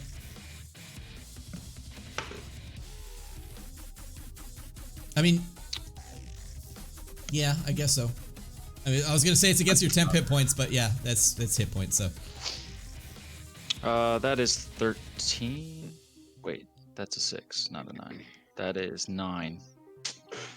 okay, so you do lose concentration on the old hunter's mark. Wait, It's 10, right? yeah. Con is What's plus that? 4. Yeah. So 6 10. plus 4 is 10. What's going on? It was a 10. It was a 10? Okay, so you do save.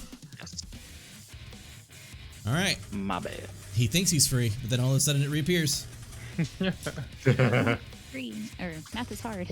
All right. Says no. So they hit you, but like the falchions are just bouncing off of your armor, like literally just like boing and like sparking off. And 3 attacks at Abel. Do it. One of them at advantage. So the first attack is a 19 to hit. Hit. The second 12 Misses. and 15. Just hits. Okay, so 2 hits. You take 9 points of slashing damage. Got it. Only 9? Only 9. Only, Alright. only fucking 9. Alright, the group is gone. They are all yelling out in unison like a chant. Basically stating like, for Levistus, for Levistus, for Levistus, for Levistus, as they strike. Necklace fast. Abel, you're up. As you take a couple strikes, you're looking big. wary. Sorry. Go ahead. Are these Nope. big double doors open? Yeah, they'd be open. Okay, I'm gonna move here. All right. Zephyr Strike. I don't provoke opportunity attacks. Yep. I was gonna say something, but I saw it. See, look, I catch some and then- stuff.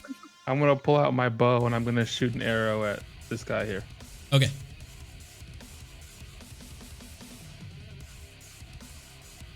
Nerd. I want to give myself advantage with Zephyr Strike. I want to give myself advantage, he says. Well, Zephyr Strike. I Zephyr Strike know lets you pick what it it is, Trey, but it's just funny the way you put it. Okay, I will Yeah, I allow think I'm you to gonna give give yourself advantage. Okay. Okay. That's a 24 to hit. That hits.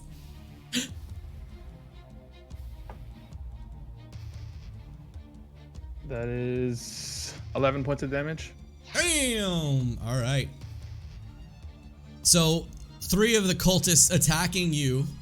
As they attack you, you are already on the move, and literally, like one, like barely catches your back, and it slices into your back, and you turn around, and as you're exiting the doorway, you let one loose directly into the temple of one of the cultists, and he freezes solid, and dink, dink, dink, dink, dink, onto the ground, solid ice.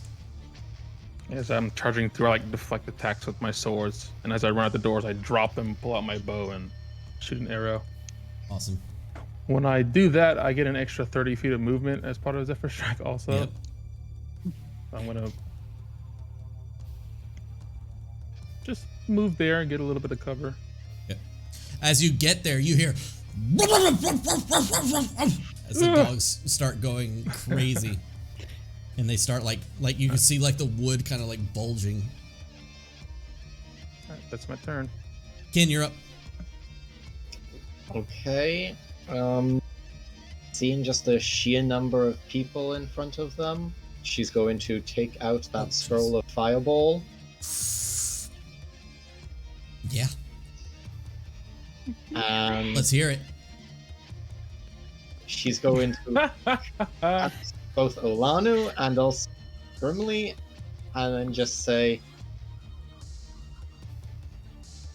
"This is going to hurt, but it will save your life." And she is going to pull the scroll open and read it. Well, try and read it. I gotta make a pass for it first. Okay. So, attempting to roll on a fireball from a scroll. That is going to be I mean, I'm fine. what is that, an intelligence? It's I straight gotta- intelligence. Hopefully. Yep, Yeah, I gotta roll above a 12 for a Yep. third level. go for it. If not, it'll explode on me. Intelligence is a what? My Plus intelligence No, what? is which means it would explode on me Plus too. 4? No, plus And 6. me. No, it's straight Intelligence intelligence. is Oh, a yeah, straight plus 4. intelligence. Yeah, plus 4. Plus 4. Sorry. My bad.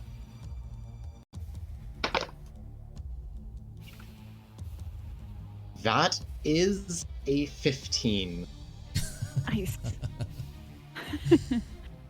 You read from the scroll, and as you're reading from the scroll, it's like sprawled out in front of you, and you just go off into this arcane language. Nobody around you knows what you're saying, as you barely even can tell what you're saying. And the scroll begins to shake in front of you, and as it shakes, the scroll begins to burn from the center up to your hands, and as it burns up to the center of your hands, a small ball of flame begins to emanate in the center and begins to float and circulate between two of your hands. She is going to clap her hands together to make the fire race up one of her arms, way up, then put out her arm like that, and she is going to cast Fireball centered right here. Yeah, sure. Everybody. Oh. All right, so That that's might a hit you billion too. dex saves. That does hit them. So Olanu. No. I think it hits Kinrava. Oh wait, yeah, how can how far do I have to throw the Oh, wait. fireball to not It's hit me? 20. They're 10-foot You can squares. 20-foot Say- radius. Yeah, there's 20-foot radius, Never but mind. here's the deal. Kin is positioned to where she is in front of the cultist, so she could throw it safely in front of her at a distance. Yeah. And Oh hit no, I everybody. know. I'm just letting her know that right there is not the safe distance. Yeah, sure. Yeah.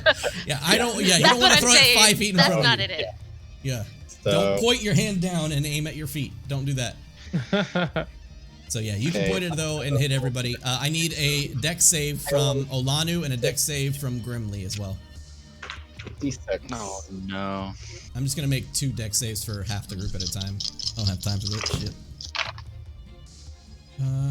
That is a I saw you have advantage. Yes.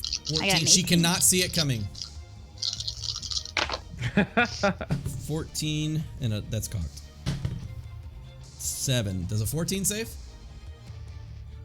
14 is my saving, yeah. Okay, so 14, so half of them save. I rolled a 7. I know exactly how much damage that does. Do you know how much damage that does? 3D, no, 6D, no, 8D6. Eight. I just, 8d6. I just rolled it. What do we got? We're gonna have to bring Grimly back from the dead. That's 39 points of Oh fire damage. God! Is So- Grimly dead? No. Nah. A massive blue explosion of sapphire flames just erupts out from that location. 39. And even Kinrava's hair while blowing back is like, oh shit! Okay, Yeah. okay, I'm fine. I'm I fine. mean, it's We're good. it's Okay. quite literally like you're holding your hand out. You gathered the fire in your hands, and it creeps up your arm, and your arm begins to shake, and your veins turn purple, like in your arm, as you hold out your hand and you point your finger as a single solid line, tiny, almost like pencil thickness, shoots out in an arc in front of you, and lands in a space almost like 10 feet in front of Grimly. Grimly, at the last second, you see that line pass by your face, and your eyes like get super wide and light up. And suddenly, it touches the ground, and as it touches the ground,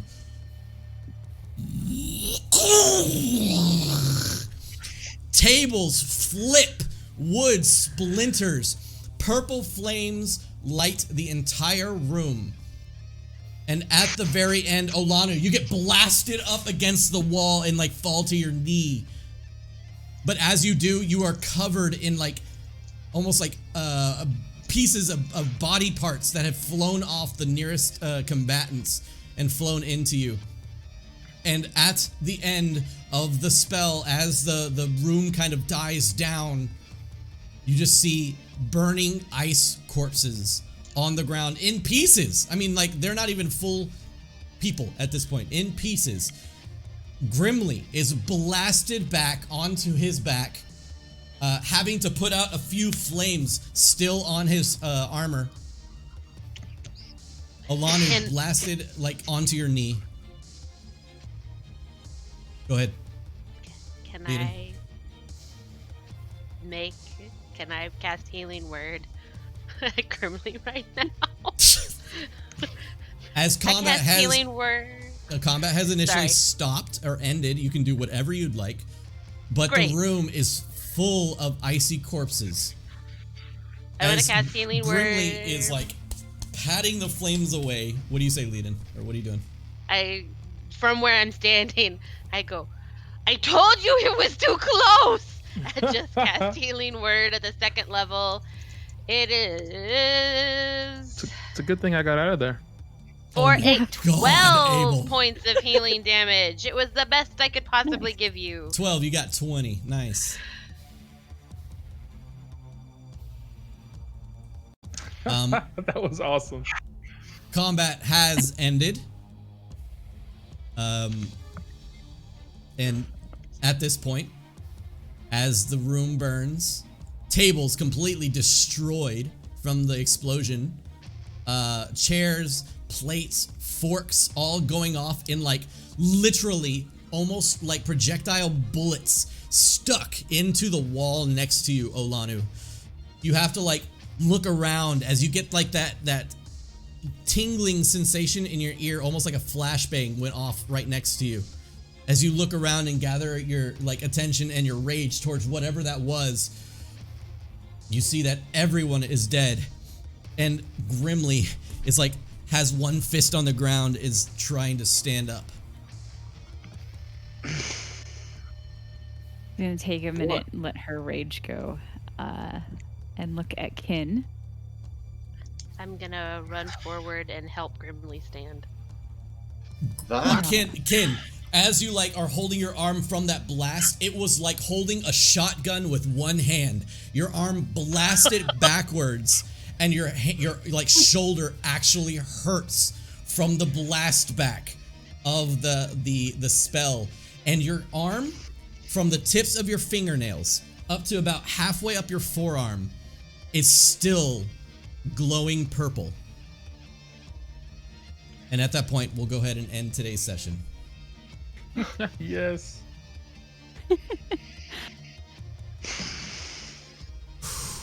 All right. Well, Oh, if you are watching on YouTube, let's go back over here. If you are watching on YouTube, thank you very much for tuning in for today's session. I hope that next week, all the way up to the next session, that you guys have a great week. I hope you enjoyed today's insane ending. Luckily, nobody goes down in a ball of flame. But we'll see what the repercussions are next session. Keep being your best self, and we'll see you next Saturday. Bye, guys. bye.